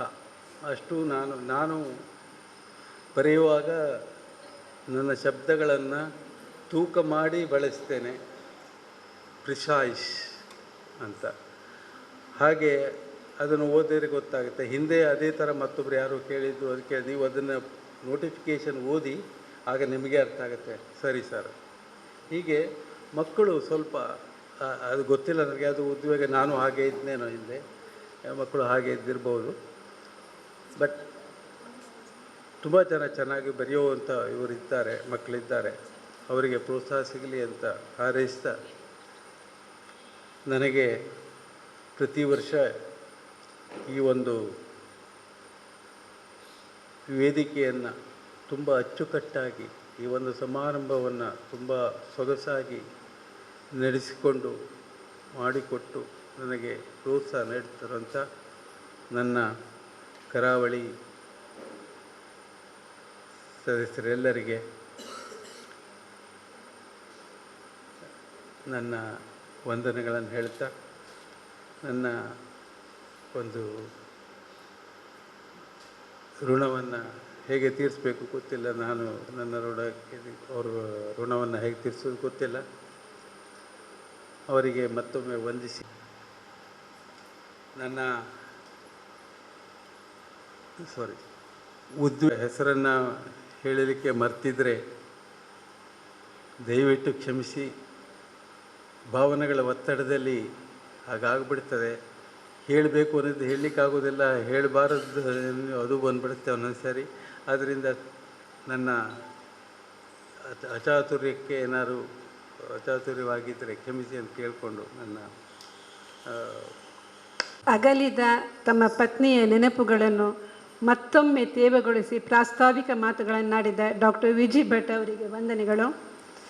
ಇನ್ನು ಮುಂದೆ ತಮ್ಮ ಗುರುವಿನ ನೆನಪುಗಳನ್ನು ನಮ್ಮೊಂದಿಗೆ ಹಂಚಿಕೊಳ್ಳಲು ಬರುತ್ತಿದ್ದಾರೆ ಅವರ ವಿದ್ಯಾರ್ಥಿನಿ ಸುಪ್ರಭಾ ಪಿ ರಾವ್ ಅವರು. ಬಿ ವಸಂತರಾವ್ ಮತ್ತು ದಿವಂಗತ ಲೀಲಾವತಿ ರಾವ್ ಅವರ ಪುತ್ರಿ ಸುಪ್ರಭಾ ಅವರು ವಿಶ್ವವಿದ್ಯಾನಿಲಯ ಕಾಲೇಜು ಮಂಗಳೂರು ಇಲ್ಲಿ ತಮ್ಮ BSc ಪದವಿಯನ್ನು ಪೂರೈಸಿ ಇದೀಗ ತಮ್ಮ ಪತಿ ಸುರತ್ಕಲ್ನ ಪ್ರಕಾಶ್ ರಾವ್ ಅವರೊಂದಿಗೆ ಗಜಾನನ ಪವರ್ ಸರ್ವಿಸ್ ಎನ್ನುವ ಉದ್ಯಮವೊಂದನ್ನು ನಡೆಸುತ್ತಿದ್ದಾರೆ. ತಮ್ಮ ಬಿಡುವಿರದ ವ್ಯವಹಾರದ ನಡುವೆಯೂ ಆಧ್ಯಾತ್ಮಿಕ ಒಲವು ಬೆಳೆಸಿಕೊಂಡಿರುವ ಸುಪ್ರಭಾ ಅವರು ತಮ್ಮನ್ನು ಸತತವಾಗಿ ಭಜನೆ ಪಾರಾಯಣಗಳಲ್ಲಿ ಮತ್ತು ಭಗವದ್ಗೀತೆಯ ಅಧ್ಯಯನದಲ್ಲಿ ತೊಡಗಿಸಿಕೊಂಡಿದ್ದಾರೆ. ಡಾಕ್ಟರ್ ಜಲಜಾಕ್ಷಿಯರ ಶಿಷ್ಯಾಗಿ ಗುರುವಿನ ಗೌರವದ ನೆನಪು. ಎಲ್ಲರಿಗೂ ನಮಸ್ಕಾರಗಳು. ಇಂದು ಇಲ್ಲಿ ಡಾಕ್ಟರ್ KV ಜಲಜಾಕ್ಷಿ ಸಂಸ್ಮರಣಾ ಕಾರ್ಯಕ್ರಮದಲ್ಲಿ ನಾನು ಅವರ ವಿದ್ಯಾರ್ಥಿನಿಯಾಗಿ ನನ್ನ ಅನಿಸಿಕೆಗಳನ್ನು ಹಂಚಿಕೊಳ್ಳಲು ಇಚ್ಛಿಸುತ್ತೇನೆ. ನನಗೆ ಇಂಥ ಕಾರ್ಯಕ್ರಮಗಳಲ್ಲಿ ಭಾಗವಹಿಸಿ ಯಾವುದೇ ಅನುಭವ ಇಲ್ಲ. ನಮ್ಮದು ಏನೇ ಇದ್ದರೂ ಕಾರ್ಯಕ್ರಮದ ವ್ಯವಸ್ಥೆ ಮಾಡಿಕೊಡುವುದಷ್ಟೇ. ಆದರೂ ನಮ್ಮ ಗುರುಗಳ ಬಗ್ಗೆ ಮಾತನಾಡುವುದಂದರೆ ನನಗೆ ತುಂಬ ಹೆಮ್ಮೆ ಅನಿಸ್ತದೆ. ನಾನು ವಿಶ್ವವಿದ್ಯಾನಿಲಯ ಕಾಲೇಜಿನಲ್ಲಿ BSc ಓದ್ತಾ ಇದ್ದಾಗ ನನಗೆ ಜಲಜಾಕ್ಷಿ ಮೇಡಮ್ ಅವರಿಂದ ಕನ್ನಡ ಕಲಿಯುವ ಅವಕಾಶ ಸಿಕ್ಕಿತು. ಅವರು ಪಾಠ ಮಾಡುವ ಶೈಲಿ, ಅವರ ಸಹನೆಗಳಿಂದ ನಮಗೆ ಅವರು ತುಂಬ ಅಚ್ಚುಮೆಚ್ಚು ಆಗಿದ್ದರು. ನಾನೊಬ್ಬಳು ಗಡಿನಾಡಿನ ಕನ್ನಡ ವಿದ್ಯಾರ್ಥಿನಿ. ನನ್ನ ಕನ್ನಡದಲ್ಲಿ ತುಂಬ ಲೋಪದೋಷಗಳಿದ್ದವು. ಅದನ್ನೆಲ್ಲ ತಿದ್ದುಪಡಿ ಮಾಡಿ ನಾನು ಇವತ್ತು ನಿಮ್ಮ ಮುಂದೆ ಕನ್ನಡದಲ್ಲಿ ಸ್ಫುಟವಾಗಿ ಮಾತನಾಡುತ್ತಿದ್ದೇನೆ ಅಂದರೆ ಅದಕ್ಕೆ ನಮ್ಮ ಮೇಡಮೇ ಕಾರಣ. ನನಗೆ PUC ವರೆಗೆ ಕನ್ನಡ ಒಂದು ಭಾಷೆ ಆಗಿತ್ತಷ್ಟೇ. ಆದರೆ ಅವರಿಂದ ಪಾಠವನ್ನು ಕೇಳಲಿಕ್ಕೆ ಶುರು ಮಾಡಿದ ನಂತರ ಕನ್ನಡದ ಘನತೆ, ಅದರ ಸೌಂದರ್ಯ ಎಲ್ಲ ಗೊತ್ತಾಗಿ ಈಗ ನಾನು ಕನ್ನಡವನ್ನು ತುಂಬ ಪ್ರೀತಿಸ್ತೇನೆ.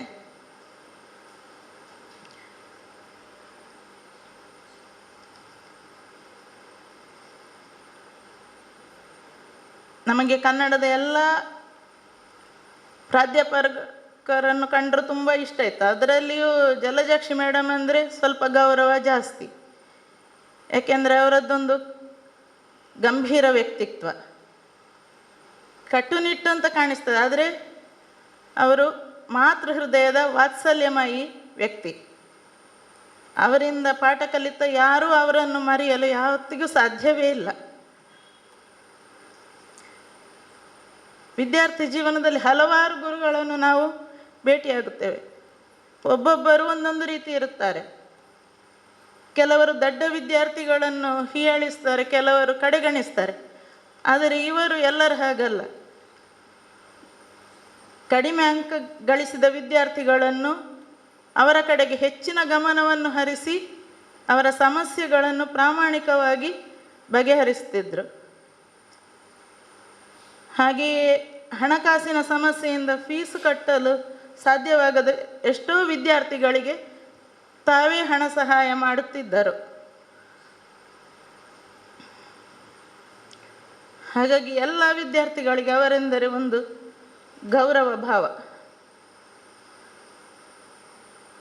ಗೌರವ ಕೇಳಿ ಪಡೆಯುವಂಥದ್ದಲ್ಲ, ಅದು ಗಳಿಸುವಂಥದ್ದು.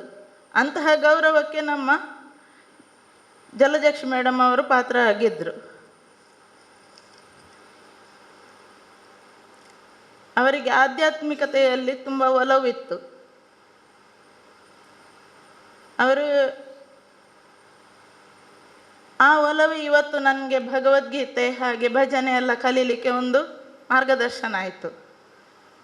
ಯಾವಾಗಲೂ ಅವರು ನಮ್ಮಿಂದ ಇತರರಿಗೆ ಉಪಕಾರ ಆಗದಿದ್ದರೂ ತೊಂದರೆ ಇಲ್ಲ, ಆದರೆ ತೊಂದರೆ ಆಗಬಾರ್ದು ಅಂತ ಕಿವಿ ಮಾತು ಹೇಳ್ತಾ ಇದ್ದರು. ನಾವು ಹಾಗೇ ಬದುಕಬೇಕೆಂದು ಎಲ್ಲ ವಿದ್ಯಾರ್ಥಿಗಳಿಗೆ ಹೇಳುತ್ತಿದ್ದರು. ನಾವು ಹೇಗೆ ಬದುಕಬೇಕೆಂದರೆ, ನಾವು ಕಣ್ಮರೆಯಾದ ನಂತರವೂ ನಮ್ಮನ್ನು ನಾವು ಮಾಡಿದ ಒಳ್ಳೆ ಕೆಲಸಗಳ ಮೂಲಕ ನೆನಪಿಸಿಕೊಂಡರೆ ನಮ್ಮ ಜನ್ಮ ಸಾರ್ಥಕ ಎಂದು ಅವರು ಪದೇ ಪದೇ ಹೇಳುತ್ತಿದ್ದರು. ಅವರ ಮಾತನ್ನು ಅಕ್ಷರಶಃ ಅನುಷ್ಠಾನಗೊಳಿಸಿದವರು ಡಾಕ್ಟರ್ ವಿ.ಜಿ. ಭಟ್ ಸರ್ ಅವರು. ಅವರು ಪ್ರತಿ ವರ್ಷ ನಮ್ಮ ಕಾಲೇಜಿನಲ್ಲಿ ಕನ್ನಡದ 6 ವಿದ್ಯಾರ್ಥಿಗಳಿಗೆ ತಲಾ 5,000ದಂತೆ 30,000 ಜಲಜಾಕ್ಷಿ ಸ್ಕಾಲರ್ಶಿಪ್ ಎಂಬ ಹೆಸರಿನಲ್ಲಿ ಅವರನ್ನು ಸ್ಮರಿಸುತ್ತಾರೆ ಎಂದು ನನ್ನ ಗೆಳತಿ ಹೇಳಿದಾಗ ನನಗೆ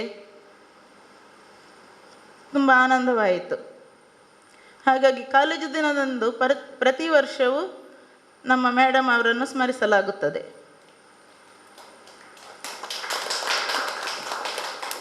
ಯಾವಾಗ ಬೇಕಾದರೂ ನಾವು ಈ ಜಗತ್ತಿನಿಂದ ಕಣ್ಮರೆಯಾಗಬಹುದು, ಆದರೆ ನಾವು ಇಲ್ಲಿಂದ ನಿರ್ಗಮಿಸಿದ ಬಳಿಕವೂ ನಮ್ಮ ಆತ್ಮೀಯರು, ನಮ್ಮಿಂದ ಸ್ಫೂರ್ತಿ ಪಡೆದವರು ನಮ್ಮನ್ನು ನೆನೆಸಿಕೊಂಡರೆ ಜನ್ಮ ಸಾರ್ಥಕ.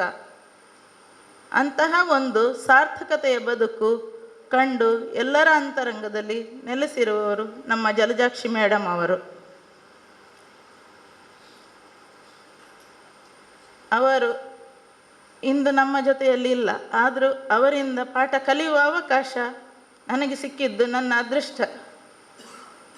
ಇಂದು ಅವರ ಹಲವಾರು ವಿದ್ಯಾರ್ಥಿಗಳಲ್ಲಿ ನನಗೆ ಅವರ ಬಗ್ಗೆ ನನ್ನ ಅನಿಸಿಕೆಯನ್ನು ಹಂಚಿಕೊಳ್ಳಲು ಅವಕಾಶ ಸಿಕ್ಕಿರುವುದೇ ನನ್ನ ಸೌಭಾಗ್ಯ.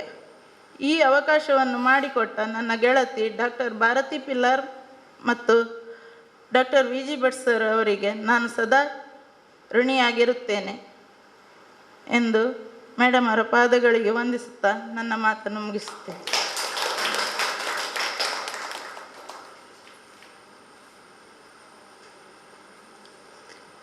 ತಮ್ಮ ಗುರುವನ್ನು ಪ್ರೀತಿಯಿಂದ ಸ್ಮರಿಸುತ್ತಲೇ ಅವರ ಆಂತರ್ಯದ ವ್ಯಕ್ತಿತ್ವವನ್ನು ತೆರೆದಿಟ್ಟ ಸುಪ್ರಭಾ ಅವರಿಗೆ ವಂದನೆಗಳು. ಇನ್ನು ಮುಖ್ಯ ಅತಿಥಿಗಳಾಗಿ ನಮ್ಮೊಡನಿದ್ದು ಜಲಜಾಕ್ಷಿಯವರೊಂದಿಗಿನ ಒಡನಾಟವನ್ನು ನೆನಪು ಮಾಡಿಕೊಳ್ಳಲಿರುವವರು ಡಾಕ್ಟರ್ ಸೋಮಣ್ಣನವರು. 1989ರಲ್ಲಿ ಮೈಸೂರು ವಿಶ್ವವಿದ್ಯಾನಿಲಯದಲ್ಲಿ MA ಪದವಿ ಪಡೆದು ಡಾಕ್ಟರ್ ಅಂಬಳಿಕೆ ಹಿರಿಯಣ್ಣನವರ ಮಾರ್ಗದರ್ಶನದಲ್ಲಿ ಕುಂತಿ ಪೂಜೆ ಎಂಬ ವಿಷಯದಲ್ಲಿ ನಡೆಸಿದ ಸಂಶೋಧನೆಗೆ ಡಾಕ್ಟರೇಟ್ ಪಡೆದುಕೊಂಡಿದ್ದಾರೆ. ಇವರು ಕಥೆಗಾರರಾಗಿ, ಜನಪದ ವಿದ್ವಾಂಸರಾಗಿ ಹಲವು ಕೃತಿಗಳನ್ನು ರಚಿಸಿದ್ದು ಇವರ ಆಸಕ್ತಿದಾಯಕ ಕ್ಷೇತ್ರ ಹಳೆಕನ್ನಡ ಮತ್ತು ಮಧ್ಯಕಾಲೀನ ಕನ್ನಡ ಸಾಹಿತ್ಯದ ಪ್ರಕಾರಗಳಾದ ವಚನ ಮತ್ತು ರಗಳೆ. ಇವರು ಕಥಾ ಸಂಕಲನ, ಕಾದಂಬರಿಗಳು ಅಲ್ಲದೆ ಲಂಬಾಣಿ ಜನಪದ ಕಥೆಗಳು, ಸಣ್ಣ ಕಥೆಗಳ ಇತಿಹಾಸ, ತಮಿಳುನಾಡು ದಲಿತ ಸಾಹಿತ್ಯ, ಹೊಸಗನ್ನಡ ಸಾಹಿತ್ಯ ಪರಿಶೀಲನೆ, ಅಕ್ಕಮಹಾದೇವಿ ವಚನದಲ್ಲಿ ಬಂಡಾಯ, ಆಧುನಿಕ ಕನ್ನಡ ಕಾವ್ಯಗಳ ಪರಿಶೀಲನೆ, ವ್ಯವಸಾಯ ಸಂಬಂಧಿ ಆಚರಣೆಗಳು, ಬಾಗಲೂಡಿ ದೇವರಾಯ ಸಾಹಿತ್ಯ ವಾಚಿಕೆ, ಕನ್ನಂಬಾಡಿ ಸುತ್ತಿನ ಜನಪದ ಕಥೆಗಳು, ತೌಲನಿಕ ಸಾಹಿತ್ಯ, ಹರಿಹರ ಚಾಮರಸ ಮುಂತಾದ ಅಧ್ಯಯನ ಪೂರ್ಣ ಕೃತಿಗಳನ್ನು ರಚಿಸಿದ್ದಾರೆ. ಮಹಾಕವಿ ರತ್ನಾಕರ ವರ್ಣಿ ಅಧ್ಯಯನ ಪೀಠದ ಸಂಯೋಜಕರಾಗಿ ಮಂಗಳೂರು ವಿಶ್ವವಿದ್ಯಾನಿಲಯದ ಕನ್ನಡ ಅಧ್ಯಯನ ಮಂಡಳಿಯ ಅಧ್ಯಕ್ಷರು ಆಗಿರುವ ಡಾಕ್ಟರ್ ಸೋಮಣ್ಣ ಅವರು ಮಂಗಳೂರು SVP ಕನ್ನಡ ಅಧ್ಯಯನ ಸಂಸ್ಥೆ ಮಂಗಳೂರು ವಿಶ್ವವಿದ್ಯಾನಿಲಯ ಗಂಗೋತ್ರಿ ಇದರ ವಿಭಾಗದ ಅಧ್ಯಕ್ಷರಾಗಿ ಮಾತ್ರವಲ್ಲದೆ ಕರ್ನಾಟಕದ ಬೇರೆ ಬೇರೆ ವಿಶ್ವವಿದ್ಯಾಲಯದ ಅಧ್ಯಯನ ಮಂಡಳಿಯ ಸದಸ್ಯರೂ ಆಗಿದ್ದಾರೆ. ಪ್ರಸ್ತುತ ಮಂಗಳೂರು ವಿಶ್ವವಿದ್ಯಾನಿಲಯದ SVP ಕನ್ನಡ ಅಧ್ಯಯನ ಇದೊಂದು ಬಹಳ ವಿಶಿಷ್ಟವಾದಂತಹ ಕಾರ್ಯಕ್ರಮ. ಕರಾವಳಿ ಲೇಖಕಿಯರ ಹಾಗೂ ವಾಚಕಿಯರ ಸಂಘ, ಡಾಕ್ಟರ್ KV ಜಲಜಾಕ್ಷಿ ಸಂಸ್ಮರಣಾ ಕಾರ್ಯಕ್ರಮ ಹಾಗೂ ಕಥಾ ಸ್ಪರ್ಧೆಯ ಬಹುಮಾನ ವಿತರಣಾ ಕಾರ್ಯಕ್ರಮ. ಈ ಕಾರ್ಯಕ್ರಮದ ಅಧ್ಯಕ್ಷತೆಯನ್ನು ವಹಿಸಿರುವಂತಹ ಶಕುಂತಲಾ B. ಶೆಟ್ಟಿಯವರೇ ಹಾಗೂ ಈಗಷ್ಟೇ ಸಂಸ್ಮರಣಾ ಕುರಿತು ಪ್ರಾಸ್ತಾವಿಕವಾಗಿ ಮಾತನಾಡಿದಂತಹ KV ಜಲಜಾಕ್ಷಿ ಮೇಡಮ್ ಅವರ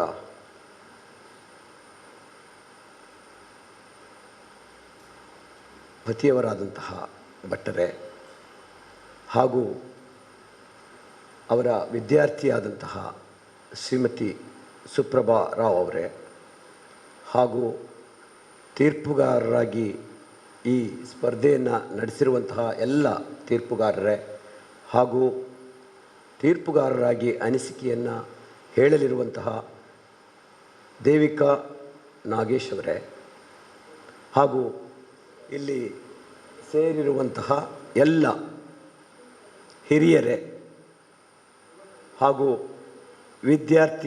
ವಿದ್ಯಾರ್ಥಿನಿಯರೇ, ನಾನು ಸರ್ ಫೋನ್ ಮಾಡಿದ ತಕ್ಷಣವೇ ನನ್ನ ಫೋನ್ ಸಿಕ್ಕಿಲ್ಲ ಅವ್ರಿಗೆ. ಅದಾದ ಮೇಲೆ ಮಾರನೆಗೆ ನಾನೇ ಫೋನ್ ಮಾಡಿದೆ.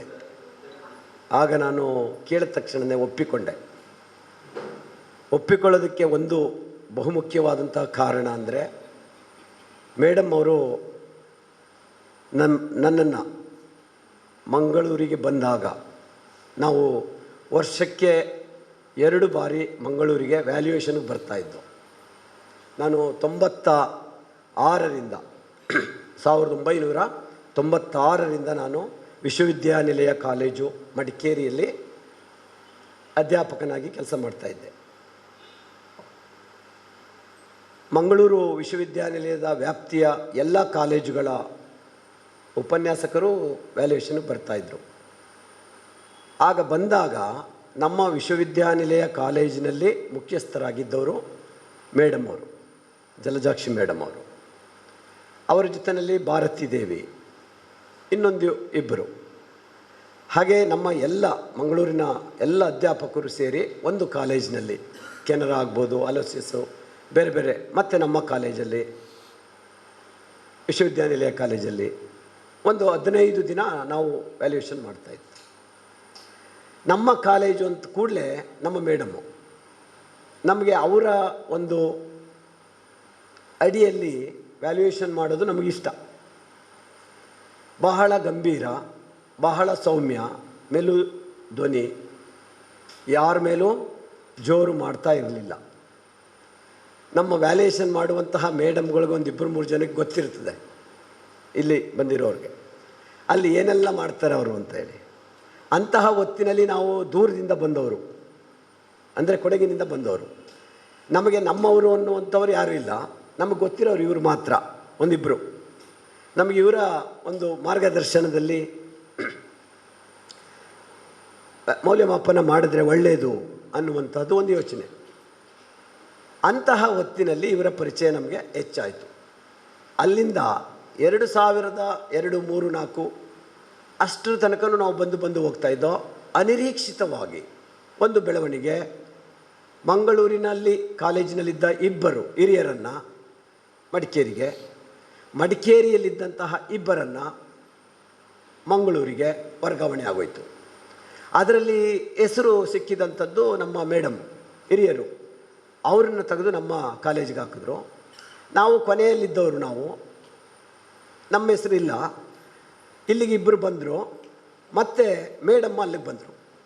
ಎಷ್ಟು ಅವರು ಬೇಜಾರು ಮಾಡಿದ್ರು ಅಂತಂದರೆ, ಅತ್ಯಂತ ಬೇಜಾರಿನ ಕ್ಷಣ ಅಂತೇಳಿ ನಾನಾದರೂ ಆ ಒಂದು ಘಟನೆ. ವರ್ಗಾವಣೆ ಆದಾಗ ಬಹಳ ನೊಂದ್ಕೊಂಡ್ರು. ನನ್ನ ಜೊತೆಯಲ್ಲಿ ಮಾತನಾಡ್ತಿದ್ರು. ನಾವು ಕೂತು, ಈಗ ನಮಗೆಲ್ಲಿ ಪಾಠ ಆದಮೇಲೆ ಬೇರೆ ನಾವು ಮನೆಗೆ ಹೋಗ್ಬಿಡ್ತೀವಿ, ಅವರೆಲ್ಲಿ ಹೋಗ್ತಾರೆ. ಒಂದು 5 ಗಂಟೆ ತನಕನೂ ಮಾತಾಡ್ತಾಯಿದ್ದು. ಭಾರತಿ ದೇವಿ ಮೇಡಮ್ಮು, ಜಲಜಾಕ್ಷಿ ಮೇಡಮ್ಮು ಅವರು ಒಂದು ಮನೆ ಮಾಡಿದರು. ಅವ್ರು ಹೋಗೋ ತನಕನೂ ನಮ್ಮ ಜೊತೆಲಿ ಮಾತನಾಡಿಸ್ತಿದ್ರು. ಅವ್ರು ಭಾಳ ನೊಂದುಕೊಂಡು ಹೇಳ್ತಾಯಿದ್ರು. ಯಾಕೆ ನೊಂದ್ಕೊತಾಯಿದ್ರು ಅಂದರೆ, ಪಾಠ ಮಾಡೋದಕ್ಕಲ್ಲ, ಅಲ್ಲಿ ವೆದರ್ ಆಗೋದಿಲ್ಲ, ಅಲ್ಲಿಯ ಪರಿಸ್ಥಿತಿ ಸರಿ ಇಲ್ಲ. ಇಲ್ಲಿ ಮನೆ, ಗಂಡ, ಮಕ್ಕಳು ಎಲ್ಲ ವ್ಯವಸ್ಥೆಯನ್ನು ಬಿಟ್ಟು ಅಲ್ಲಿಗೆ ಬಂದುಬಿಟ್ಟಿದ್ದಾರೆ. ಏನೂ ಕೆಲಸ ಇಲ್ಲ.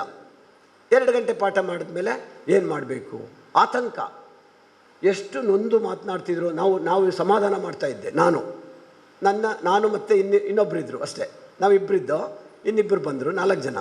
ನಾವು ಸಮಾಧಾನ ಮಾಡಿ ಮೇಡಮ್ಗೆ, ಇಲ್ಲ ನೀವು ಹೋಗ್ತೀರಿ ಟ್ರಾನ್ಸ್ಫರ್ ಆಗಿ, ನೀವು ಸುಮ್ಮನಿರಿ, ನಿಮಗೆಲ್ಲ ಕೆಲಸ ನಾವು ಮಾಡ್ತೀವಿ, ನೀವೇನು ಮಾಡಬೇಕು ಹೇಳಿ ನಮಗೆ, ನಾವೆಲ್ಲ ನಮಗೆ ಗೊತ್ತಿದೆ, ನಾವು ಮಡಿಕೇರಿನಲ್ಲೇ 10 ವರ್ಷ ಇದ್ದೀವಿ, ನೀವೇನು ಹೆದರಬೇಡ್ರಿ, ನಾವು ಮಾಡಿಕೊಡ್ತೀವಿ ಎಲ್ಲ ಪ್ರತಿಯೊಂದು ಕೆಲಸ. ಆದರೂ ಅವರು ಬಿಡ್ತಿರಲಿಲ್ಲ, ನಮಗೇನೂ ಕೊಡ್ತಾ ಇರಲಿಲ್ಲ ಕಷ್ಟ. ಎಳೆಯ ಮಕ್ಕಳನ್ನು ನೋಡಿಕೊಳ್ಳುವ ಹಾಗೆ ಅವರು ನಮ್ಮನ್ನು ಸಾಕಿದರು. ಮತ್ತು ಕೂಡಲೇ ವರ್ಗಾವಣೆ ಆಯಿತು. ಒಂದು 3 ತಿಂಗಳಲ್ಲಿ 2 ಮತ್ತೆ ವರ್ಗಾವಣೆ ಇಲ್ಲಿಗೆ ಬಂದರು. ಮತ್ತು ಅಲ್ಲಿದ್ದವರು ವಾಪಸ್ಸು ಇಲ್ಲಿಗೆ ಕೇಳಿಕೊಂಡು ಬಂದರು. ಇದೊಂದು ಘಟನೆ ನೋಡಿ, ಒಂದೊಂದು ಕೆಲಸ ಒಬ್ಬರ ಮೇಲೆ ಯಾವ ಥರದ ಪರಿಣಾಮ. ಅನಾರೋಗ್ಯಕ್ಕೆ ಅದು ಒಂದು ಕಾರಣ ಆಯಿತು. ನಾನು ಹೇಳ್ತೀನಿ, ಅನಾರೋಗ್ಯ ಆಗೋದಕ್ಕೆ ಆ ಒಂದು ಘಟನೆ ಕೂಡ ಮೇಡಮ್ ಮೇಲೆ ತುಂಬ ಪರಿಣಾಮ ಆಯಿತು. ನಾವು ಭಾಳ ನೊಂದ್ಕೊಂಡ್ರು. ನಮಗೆ ತುಂಬ ಪ್ರೀತಿಯಿಂದ ಎಲ್ಲವನ್ನು ಹೇಳ್ಕೊಡ್ತಾಯಿದ್ರು. ವ್ಯಾಲ್ಯುವೇಷನ್ ಮಾಡುವಾಗಲೂ ಕೂಡ ನಮಗೆ ಮಾರ್ಗದರ್ಶನವನ್ನು ಮಾಡ್ತಾಯಿದ್ರು. ಏನಾದರೂ ತಪ್ಪು ಮಾಡಿದ್ರೆ ಅದನ್ನು ಅಲ್ಲೇ ಸರಿ ಮಾಡಿ ಕೊಡ್ತಾಯಿದ್ರು. ನಾವು ಅಸಿಸ್ಟೆಂಟಾಗಿ ಅವರ ಜೊತೆಯಲ್ಲಿ ಕೆಲಸ ಮಾಡುವಾಗ ನಮಗೆ ಹೇಳ್ಕೊಡ್ತಾಯಿದ್ರು. ಎಷ್ಟು ಒಳ್ಳೆಯ ಅಕ್ಷರಗಳು, ಮುದ್ದಾದಂತಹ ಅಕ್ಷರವನ್ನು ಬರಿತಾಯಿದ್ರು, ಮೆಲುಧ್ವನಿಯಲ್ಲಿ ಮಾತನಾಡಿಸ್ತಾಯಿದ್ರು. ಇದು ಇವತ್ತಿಗೂ ಕೂಡ ನನ್ನ ಕಣ್ಣು ಮುಂದೆ ಇದೆ.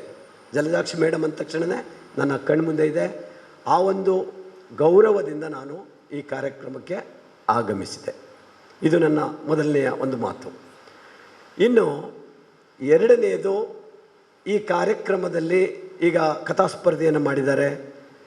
ಇದು ಅವರನ್ನು ನಿರಂತರವಾಗಿ ಉಳಿಸಿಕೊಂಡು ಹೋಗುವಂಥದ್ದು. ಅವರ ಹೆಸರು ಉಳಿತಾ ಹೋಗುತ್ತೆ. ಈಗಾಗಲೇ ಸುಮಾರು 10 ವರ್ಷಗಳಿಂದಲೂ ಕೂಡ ನಡೀತಾ ಇದೆ. ಎಷ್ಟೋ ವಿದ್ಯಾರ್ಥಿಗಳು ಸ್ಫೂರ್ತಿಯಿಂದ ಕಥೆಯನ್ನು ಬರಿತಾ ಇದ್ದಾರೆ. ಬರೆದಂಥವರು ಲೇಖಕರಾಗಿ ಹೊಂಬ್ತಾ ಇದ್ದಾರೆ. ಅದಕ್ಕೆ ಉದಾಹರಣೆ ಈಗ ಸರ್ ಹೇಳಿದಾಗೆ ಮುಸ್ತಫ ಮೊನ್ನೆ ತಾನೇ ಒಂದು ಪ್ರಬಂಧ ಬರೆದಿದ್ದಾನೆ. ಆ ಪ್ರಬಂಧವನ್ನು ಓದುವಾಗ ಆ ಪ್ರಬಂಧ ಎಷ್ಟು ಉನ್ನತವಾದಂತಹ ರೀತಿಯಲ್ಲಿ ಲೌಕಿಕವಾದಂತಹ ಬದುಕನ್ನು ಭಾವನಾತ್ಮಕವಾಗಿ ಯೋಚನೆ ಮಾಡುವ ರೀತಿಯಲ್ಲಿ ಅವನು ಬರೆದಂಥ ಆ ತ್ವಾಹನ ಸಾರಥಿ ಎನ್ನುವಂಥ ಒಂದು ಪ್ರಬಂಧ ಸುಧಾದಲ್ಲಿ ಬಂದಿದೆ. ಈ ವಾರ ಅಷ್ಟೇ ಬಂದಿದೆ ವಸ್ತು. ಆ ಒಂದು ಆಟೋವನ್ನು ಗುಜರಿಯಲ್ಲಿ ಮುರಿಯುವಂತಹ ಕ್ರಿಯೆ ನಮ್ಮ ಕೈಕಾಲುಗಳನ್ನು ಮುರಿತಾ ಇದ್ದಾರೇನೋ ಅನ್ನುವ ಭಾವನಾತ್ಮಕ ಸಂಬಂಧ ಅಷ್ಟು ಎತ್ತರಕ್ಕೆ ಬೆಳೆದಿದ್ದಾರೆ. ಅವನು ಎಲ್ಲಿಂದ ಬೆಳೆಯೋದಕ್ಕೆ ಸಾಧ್ಯ ಆಯಿತು? ಮಕ್ಕಳೇ, ನೀವು ವಿದ್ಯಾರ್ಥಿಗಳು, ನೀವು ಸ್ಪರ್ಧೆನಲ್ಲಿ ಗೆದ್ದಿರೋರು, ಎಲ್ಲಿಂದ? ಇಂತಹ ಸ್ಪರ್ಧೆಗಳ ಮೂಲಕ ನೀವು ಮೇಲೆ ಬಂದಿರುವಂಥದ್ದು. ಏನಾದರೂ ಬರಿತಾ ಇರಿ. ನೀವೇನಾದರೂ ಬರೆದ್ರೆ ಮುಂದೆ ಇನ್ನೊಂದು ಸ್ವಲ್ಪ ಏನಾದರೂ ಸೇರಿಸ್ತಾ ಹೋಗ್ಬೋದು ನಾವು. ಇಲ್ಲ ಅಂತಂದರೆ ಏನೂ ಬರೆಯೋದಂತೆ ಕೂತ್ರೆ ಖಂಡಿತವಾಗ್ಲೂ ಮುಂದೆ ಬರೋದಕ್ಕೆ ಸಾಧ್ಯತೆ ಇಲ್ಲ. ನಾನು ಬಹುಶಃ ನಿಮಗೆ ಹೇಳುವಂಥದ್ದು, ಕನ್ನಡದ ಸಾಹಿತ್ಯವನ್ನು ಯಾರು ಈಗ ಬರಿತಾ ಇದ್ದೀರಿ ನೀವು, ಅವರು ಹೆಚ್ಚಿನದಾಗಿ ಓದಿಕೊಂಡಿಲ್ಲ ಅನ್ನೋದು ನನ್ನ ಒಂದು ಭಾವನೆ. ಯಾಕೆ ಅಂತಂದರೆ, ನೀವು ಹೆಚ್ಚು ವಿಷಯಗಳನ್ನು ನೀವು ಓದ್ತಾ ಹೋದರೆ ನಮ್ಮ ಅನುಭವ ಸೀಮಿತವಾದಂಥದ್ದು. ಅದು ಎಷ್ಟು ದಿನಗಳಿಗೆ ಸಹಾಯ ಮಾಡುತ್ತೆ ಅಂತ ಗೊತ್ತಿಲ್ಲ, ನಮ್ಮನ್ನು ದಡ ಸೇರಿಸಲ್ಲ. ಯಾಕೆ? ನಮ್ಮ ಬಾಲ್ಯದ ಅನುಭವ ಅಷ್ಟು ಕಡಿಮೆ ಆಗ್ತಾ ಇದೆ. ಇವತ್ತಿನ ತಾಂತ್ರಿಕ ಯುಗದಲ್ಲಿ, ಆಧುನಿಕ ಯುಗದಲ್ಲಿ ಕಡಿಮೆ ಆಗ್ತಾ ಇದೆ. ನಾವೆಲ್ಲೂ ಓಡೋದು ಇಲ್ಲ, ಬೀಳೋದು ಇಲ್ಲ, ಎದ್ದೇಳೋದು ಇಲ್ಲ, ನೋವನ್ನು ಅನುಭವಿಸೋದಿಲ್ಲ. ಅಂಥ ಸ್ಥಿತಿ ನಾವು ತಲುಪಿದ್ದೀವಿ. ಹಾಗಾಗಿ ನಮ್ಮ ಅನುಭವ ತುಂಬ ಕಡಿಮೆ. ಆ ಅನುಭವವನ್ನು ದಾಟಬೇಕು ಅಂದರೆ ನೀವು ಉಳಿದ ಸಾಹಿತ್ಯಗಳನ್ನು ಓದಬೇಕು. ಅವರ ಅನುಭವವನ್ನು ನಮ್ಮ ಅನುಭವವನ್ನಾಗಿ ಮಾಡ್ಕೋಬೇಕು. ಆ ಅನುಭವವನ್ನು ವಿಸ್ತರಿಸಬೇಕು. ಆ ಅವರ ಅನುಭವದಿಂದ ಈಚೆ ಬರಬೇಕು, ಬಿಡಿಸ್ಕೋಬೇಕು. ಬಿಡಿಸ್ಕೋಬೇಕು ಅಂದರೆ ನಾನು ಬೇಂದ್ರೆಯವ್ರ ಥರನೋ, ಕುವೆಂಪು ಥರನೋ, ಇನ್ನೊಬ್ಬರು ಅಡಿಗರ ಥರನೋ ಬರೆದ್ರೆ ಅದು ಪದ್ಯ ಆಗೋದಿಲ್ಲ. ಅದರಿಂದ ಮೀರಿ, ಅವರನ್ನು ಮೀರಿ ಬೆಳೆದು ಅದನ್ನು ಬಿಡಿಸಿಕೊಳ್ಳುವಂತಹ ಅನುಭವವನ್ನು ನಾವು ಪಡಿಬೇಕು. ಹೆಚ್ಚು ಹೆಚ್ಚು ವಚನ ಸಾಹಿತ್ಯವನ್ನು ಓದ್ರಿ. ನಿಮಗೆ ವಚನಗಳನ್ನು ಓದಿ ಇವತ್ತಿಗೂ ನಮಗೆ ಬೇಕಾಗಿರುವಂತಹ ಎಲ್ಲ ಸಾಮಾಜಿಕವಾದಂತಹ ಕಟ್ಟುಪಾಡುಗಳು ಅದರಲ್ಲಿ ಇದ್ದಾವೆ. ಅವುಗಳನ್ನು ಮೀರುವಂತಹ ಸಾಹಿತ್ಯ ವಚನ ಸಾಹಿತ್ಯದಲ್ಲಿದೆ. ಅದನ್ನು ಹೊಸ ಪೀಳಿಗೆ ಒಂದು ಗಂಭೀರವಾಗಿ ಓದಬೇಕು. ಅಕ್ಕ ಮಹಾದೇವಿ ಆಗ್ಬೋದು, ಮುಕ್ತಾಯಕ್ಕ ಆಗ್ಬೋದು, ಯಶೋಧರ ಚರಿತೆಯ ಅಮೃತಮತಿ ಆಗ್ಬೋದು. ಅವರ ಭಾವನೆಗಳು ಏನು? ಹೆಣ್ಣುಮಕ್ಕಳು ಹೆಚ್ಚಿನವರು ಸ್ಪರ್ಧೆಯಲ್ಲಿ ಭಾಗವಹಿಸಿರ್ತೀರಿ. ನಿಮ್ಮ ಅನುಭವ ಅದೊಂದು ವಿಶೇಷವಾದಂತಹ ಅನುಭವವಾಗಿ ಹೊಮ್ಮಬೇಕು. ಆ ಹೊಮ್ಮಿದಾಗ ನಿಮ್ಮ ಕಥೆಗಳು ಅಥವಾ ಕಾವ್ಯ ಸಾರ್ಥಕತೆಯನ್ನು ಪಡೆಯೋದಕ್ಕೆ ಸಾಧ್ಯ. ಮತ್ತು ಇವತ್ತು ಸಾಹಿತ್ಯ ತುಂಬ ವಿಸ್ತೃತವಾಗಿ ಬಂದಿದೆ. ಪಂಥಗಳನ್ನು ಬಿಡ್ರಿ, ಎಲ್ಲ ಪಂಥಗಳ ಸಾಹಿತಿಗಳು ಕೂಡ ಇದ್ದಾರೆ. ಅವರ ನಿಜವಾದಂತಹ ಅನುಭವ ಮತ್ತು ಅವರು ನಿರ್ವಹಿಸ್ತಾ ಇರುವಂತಹ ಸಾಮಾಜಿಕವಾದಂತಹ ಜವಾಬ್ದಾರಿ ಏನು? ಸಾಮಾಜಿಕ ಜವಾಬ್ದಾರಿಯನ್ನು ಕುರಿತು ನೀವು ಆಲೋಚನೆ ಮಾಡಿ. ವೈಚಾರಿಕವಾದಂತಹ ಒಂದು ಆಲೋಚನೆ ನಿಮಗೆ ಬರಬೇಕು. ಬಹುಶಃ ಇಲ್ಲಿ ಎಲ್ಲರೂ ಕೂಡ ಒಂದು ಆ ಥರದ ಸೂಕ್ಷ್ಮ ಮನಸ್ಸನ್ನು ಅವರು ಬರೆದಿರುವಂತಹ ಕಥೆಯಲ್ಲಿ ಹೇಳಿರಬಹುದು. ಯಾಕೆ ಅಂದರೆ ಕಥೆಗಳನ್ನು ನಾನು ನೋಡಿಲ್ಲ, ಕಥೆಗಳಿಗೆ ಎಷ್ಟು ಜನ ಭಾಗವಹಿಸಿದ್ದಾರೆ ಅಂತ ನನಗೆ ಗೊತ್ತಿಲ್ಲ. ಒಂದು ಹೆಚ್ಚು ಕಡಿಮೆ ಒಂದು 50 ಜನ ಕತೆ ಬರೆದಿರಬಹುದು, ಅವರ ಅನುಭವಗಳನ್ನು ಹೇಳ್ಕೊಂಡಿರ್ಬೋದು. ಆದರೆ ಒಟ್ಟಾರೆಯಾಗಿ ನಾನು ಹೇಳೋದೇನು ಅಂದರೆ, ಈ ಕಥೆಗಳು ಇವತ್ತು ನೋಡಿ, ಪ್ರಜಾವಾಣಿ ಆಗ್ಬೋದು, ಸಂಕ್ರಮಣ ಆಗ್ಬೋದು, ಕನ್ನಡಪ್ರಭ ಆಗ್ಬೋದು, ವಿಜಯ ಕರ್ನಾಟಕ ಎಲ್ಲ ಸ್ಪರ್ಧೆಗಳು ನಡೀತಾ ಇದ್ದಾವೆ. ಅದರ ಜೊತೆಗೆ ಇಂತಹ ಸ್ಪರ್ಧೆಗಳು ಕೂಡ ಒಂದು ಮುಖ್ಯವಾದಂತಹ ಸ್ಥಾನವನ್ನು, ಮೆಟ್ಟಿಲನ್ನು ಒದಗಿಸ್ಕೊಡ್ತವೆ. ಇಲ್ಲಿ ನೀವು ಗೆದ್ದರೆ ಮುಂದೊಂದು ದಿನ ನೀವು ಇನ್ನೂ ದೊಡ್ಡದನ್ನು ನೀವು ಗೆಲ್ತೀರಿ. ಆ ಕಾರಣಕ್ಕೋಸ್ಕರವಾಗಿ ನಿಮ್ಮ ಅನುಭವ ಆರಂಭಕ್ಕೆ ಏನಾಗಬೇಕು? ಇಮಿಟೇಷನ್ ಅರಿಸ್ಟಾಟಲ್ ಹೇಳುವಾಗ ಅದು ಇಮಿಟೇಷನ್ ಥಿಯರಿ. ಯಾವತ್ತೂ ಕೂಡ ನಾವು ಅನುಕರಣೆ ಮಾಡಬೇಕು. ಆ ಅನುಕರಣೆಯಿಂದ ಬಿಡಿಸ್ಕೋಬೇಕು. ಅನುಕರಣೆ ಬರೀ ಕೇವಲ ಅನುಕರಣೆ ಆಗಬಾರ್ದು. ನಾವು ಕಾಲೇಜಿನಲ್ಲಿ ಪಾಠ ಮಾಡುವಾಗ, ಕ್ಲಾಸಲ್ಲಿ ಪಾಠ ಮಾಡುವಾಗ ಅರಿಸ್ಟಾಟಲ್ ಥಿಯರಿ ಹೇಳ್ತಾ ಇರ್ತೀವಿ, ಕಾಟ್ ಥಿಯರಿ ಅಂತ ಹೇಳಿ, ಮಂಚದ ಥಿಯರಿ. ಮಂಚದ ಹಾಗೆ ಇನ್ನೊಂದು ಮಂಚವನ್ನು ಮಾಡ್ತಾನೆ, ಆದರೆ ಅದೇ ಅದು ಮಂಚ ಅಲ್ಲ, ಅದೇ ಮಂಚ ಅಲ್ಲ. ಶ್ರೀಕೃಷ್ಣ ಆಲ್ನಳ್ಳಿಯವರು ಬರೀತಾರೆ, ಬೆಸಗರಳ್ಳಿ ರಾಮಣ್ಣ ಬರೀತಾರೆ, ಎಲ್ಲರೂ ಗ್ರಾಮೀಣ ಪ್ರದೇಶದನ್ನೇ ಬರೀತಾರೆ. ಆದರೆ ಹೇಗೆ ಭಿನ್ನ ಆಯಿತು? ಯಾಕೆ ಭಿನ್ನ ಆಯಿತು? ಒಂದೇ ರಿಪೀಟ್. ನಿಮಗೆ ನಾನು ಎಷ್ಟು ಜನರ ಕಥೆಗಳನ್ನು ಬೇಕಾದರೆ ಹೇಳಬಲ್ಲೆ. ನಮ್ಮ ಮಾಸ್ತಿಯವರಿಂದ ಹಿಡ್ಕೊಂಬಂದು, ಮಾಸ್ತಿಯವರ ಮೊಸರಿನ ಮಂಗಮ್ಮ ಸ್ಟೋರಿ ಕತೆ ಯಾರ ಮನೇಲಿಲ್ಲ? ನಮ್ಮ ಮನೆಯಲ್ಲೂ ಇದೆ, ಅದು ಮಾಸ್ತಿಯವ್ರ ಮನೆಯಲ್ಲೂ ಇದೆ, ಮಾಸ್ತಿಯವರು ಕಂಡಿದ್ದಾರೆ. ಒಬ್ಬರು ಯಾರೋ ರೈತಾಪಿ ಮನೆಯಲ್ಲೂ ಇದೆ. ಸೊಸೆ ಅತ್ತೆ ನಡುವೆ ನಡೆಯುವಂಥ ವಾಗ್ವಾದ ಮಾತುಕತೆ, ವೆರಿ ಸಿಂಪಲ್. ಅಂಜಪ್ಪನ ಕೋಳಿ ಕತೆ ಎಲ್ಲಿಲ್ಲ? ಎಲ್ಲ ಕಡೆನೂ ಇದೆ. ದೇವನೂರರ ಒಡಲಾಳದಲ್ಲಿ ಬರುವ ಸಾಕವ್ವನ ಕತೆ ಎಲ್ಲಿ? ಸಾಕವ್ವ ಓದ್ತಾ ಹೋದಾಗೆ ತಾಯಿ ನಮ್ಮ ತಾಯಿ ಇರ್ಬೋದೇನೋ, ನಮ್ಮ ತಾಯಿ ಆಗ್ಬೋದೇನೋ ಸಾಕವ್ವ. ಅವಳು ಏನೋ ಕೋಳಿ ಕಳ್ಕೊಂಡಿದ್ದಾಳೆ, ನನ್ನ ತಾಯಿ ಏನೋ ಬೇರೆ ಇನ್ನೇನೋ ವಸ್ತುವನ್ನು ಕಳ್ಕೊಂಡಿರ್ಬೋದು, ಗೊತ್ತಿಲ್ಲ. ಈ ಥರದ ಆಲೋಚನೆ ನಿಮಗೆ ಬಂದರೆ ನೀವು ಹೊಸದನ್ನು ಕಟ್ಟೋದಕ್ಕೋಸ್ಕರವಾಗಿ, ಕಾಣೋದಕ್ಕೋಸ್ಕರವಾಗಿ ನೀವು ಮುಂದೆ ಹೋಗ್ಬೋದು. ಎಷ್ಟು ಜನ ಮಹಿಳಾ ಲೇಖಕಿಯರು ಇವತ್ತು ಬರಿತಾ ಇದ್ದಾರೆ. ಅವರ ಸೂಕ್ಷ್ಮತೆ ನಮಗೆ ಅರ್ಥ ಆಗ್ತಾ ಇಲ್ಲ. ಪುರುಷ ಸಮಾಜಕ್ಕೆ ಅದಕ್ಕೆ ಅಷ್ಟೊಂದು ಚರ್ಮ ದಪ್ಪ, ಅದಕ್ಕೆ ಅರ್ಥ ಆಗೋದಿಲ್ಲ. ಅದಕ್ಕೆ ಬರಬೇಕು ಅಂದರೆ ಒಳ ಸೂಕ್ಷ್ಮಕ್ಕೆ ಹೋಗಬೇಕು. ಈ ಲಲಿತಾ ಸಿದ್ಬಸವಯ್ಯ ಅವ್ರ ಪದ್ಯಗಳನ್ನ ನೀವು ಓದ್ರಿ, ಎಷ್ಟು ಆನಂದ ಆಗುತ್ತೆ. ಚಾ ಸರ್ವಮಂಗಳ ಬಾರಿಸ್ತಾರೆ ಬಾರ್ಕೋಲ್ನಲ್ಲಿ, ಚಾ ಸರ್ವಮಂಗಳ ಅಂತ ನಮ್ಮ ಮೇಡಮು ವಿಜಯ ದಬ್ಬೆ, ನಮ್ಮ ಮೇಡಮು, ನನಗೆ ಮೇಡಮ್ ಅವರು ಮಹಾರಾಜಸ್ ಕಾಲೇಜಲ್ಲಿ ವಿಜಯ ದಬ್ಬೆ ಮತ್ತು ಚಾ ಸರ್ವಮಂಗಳ ಇವರೆಲ್ಲ ನಮಗೆ ಪಾಠ ಹೇಳಿದ ಮೇಡಮ್ಗಳು. ನಮ್ಗೆ ಆಗ ಅರ್ಥ ಆಗ್ತಿರ್ಲಿಲ್ಲ, ಇವರೇನು ಹೇಳ್ತಾರೋ ಏನೋ ಹೇಳ್ಕೊ ಹೋಗ್ತಾರೆ ಅಂತ. ಆಮೇಲೆ ನಾವು ಸಾಹಿತ್ಯವನ್ನು ಗಂಭೀರವಾಗಿ ತಕ್ಕಂದ ಮೇಲೆ ಓ ಇಷ್ಟೆಲ್ಲ ಇದೆಯಲ್ಲ, ಇವ್ರು ಹೇಳ್ತಾರೋ ಸರಿ ಇದೆಯಲ್ಲ. ಆಮೇಲೆ ಈ ಸಮಾಜ ಬಹಳ ಕೆಟ್ಟದಾಗಿದೆ. ಇವತ್ತು ನಡೀತಾ ಇರುವಂತಹ ಘಟನೆಗಳು ನಮ್ಮ ಮಕ್ಕಳು ಕಾಲದ ದೃಷ್ಟಿಯಿಂದ ಯೋಚನೆ ಮಾಡಬೇಕು. ನಾನು ಮಾಸ್ತಿ ಅವ್ರ ಕಾಲಕ್ಕೆ, ಕುವೆಂಪು ಅವ್ರ ಕಾಲದಲ್ಲಿ ಯೋಚನೆ ಮಾಡೋಕ್ಕಾಗಲ್ಲ, ಈಗ ದಾಟಬೇಕಾಗಿದೆ. ನೋಡಿ, ಆವಾಗ ಒಂದು ರಾಷ್ಟ್ರಕ್ಕೆ ಒಂದು ರಾಷ್ಟ್ರ ಕಟ್ಟಬೇಕು, ಕನ್ನಡ ಕಟ್ಟಬೇಕು ಅನ್ನುವಂಥ ಹೋರಾಟ ನಡೀತಾ ಇತ್ತು. ಅದರ ಜೊತೆಗೆ ಇವತ್ತಿಗೆ ಬನ್ನಿ ನೀವು, ಇವತ್ತಿನ ಸಮಸ್ಯೆ ಎಷ್ಟಿದ್ದಾವೆ. ಈಟಿ ಬರ್ಜಿ ಥರ ಚುಚ್ತಾ ಇದ್ದಾರೆ. ನನಗೆ ಟಿ ವಿ ನೋಡೋಕ್ಕಾಗಲ್ರಿ, ಸತ್ಯವಾಗ್ಲೂ ಹೇಳ್ತಾ ಇದ್ದೀನಿ. ಟಿ ವಿ ಆನ್ ಮಾಡಿದ್ರೆ ಸಾಕು, ಅಲ್ಲಿ ರೇಪ್ ಆಯಿತು, ಇಲ್ಲಿ ರೇಪ್ ಬರ್ರೀ ಇದೆ. ನನಗೆ ನೋಡೋದಕ್ಕಾಗಲ್ಲ. ನಾನು ದಿನಾ ನಮ್ಮ ಮನೆಯಲ್ಲಿ ನಾನು ನನ್ನ ಹೆಂಡತಿ ಜೊತೆಲಿ ದಿನಾ ಬೈತಾ ಇರ್ತೀನಿ. ನೋಡಿ ಏನ್ರಿ ಇದು ನೋಡೋದು, ನಿಜವಾಗ್ಲೂ ಸಮಾಜ ಎಷ್ಟರ ಮಟ್ಟಿಗಾಗಿದೆ ಅಂತ. ನೀವು ಒಂದು ದಿನ ನೋಡಿ, ನಾನು ಅದನ್ನೇ ಹೇಳೋದು. ಆಮೇಲೆ ನಾನು ಮಂಡ್ಯ ಜಿಲ್ಲೆ, ಶ್ರೀರಂಗಪಟ್ಟಣ ತಾಲೂಕು ನಮ್ಮದು ಊರು. ಮಂಡ್ಯದಂಥ ವರ್ಸ್ಟು ಇನ್ನೆಲ್ಲೂ ಇಲ್ಲ. ಎಷ್ಟು ಯಾಕೆ ಹೇಳ್ತೀನಿ ಅಂತಂದರೆ, ನಾನು ನಮ್ಮ ಮೇಡಮ್ ಅವರೆಲ್ಲ ಇದ್ದಾರೆ, ಅಲ್ಲಿ ಮಾತಾಡಿದೆ. ಉಡುಪಿನಲ್ಲಿ ಹೇಳಿದೆ ನಮ್ಮ ಈ ಮಕ್ಕಳನ್ನು ಏನು ಹತ್ಯೆ ಮಾಡ್ತಾಯಿದ್ದಾರಲ್ಲ, ಶಿಶು ಹತ್ಯೆ ಮಾಡ್ತಾಯಿದ್ದಾರೆ. ಆ ಹತ್ಯೆ ಮಾಡುವಂಥ ಕ್ರಿಯೆ ಅಲ್ಲಿ ಎಷ್ಟು ಹುಚ್ಚರಿದ್ದಾರೆ. ಮತ್ತು ಅವ್ರಿಗೇನು ಹುಟ್ಟದೇ ಗಂಡಿನಿಂದಲೇ ಹೆಣ್ಣು. ಈಗ ನೋಡಿ, ಆ XY XX ನಾವು ಅಷ್ಟು ವಿಜ್ಞಾನ ಓದಿಲ್ಲ. XXXY ಅಷ್ಟು ಮಾತ್ರ ಗೊತ್ತು, ಕ್ರೋಮೋಸೋಮ್. ಓಕೆ, ಎರಡೂ ಆಗೋದು ಕೂಡ ತಪ್ಪಾಗೋದು ಗಂಡಿನಿಂದನೇ. ಓಕೆ, ಗಂಡಿನಿಂದನೇ ತಪ್ಪಾಗೋದು. ಹೆಣ್ಣಾಗೋದು ಕೂಡ ಅವನೇ, ಗಂಡಾಗೋದು ಕೂಡ ಅವನದೇ ತಪ್ಪು. ಅಂದರೆ ಹೆಣ್ಣಿನ ಮೇಲೆ ಆರೋಪ ಮಾಡ್ತಾನೆ. ಹುಚ್ಚ ಅಂದರೆ ಹುಚ್ಚ.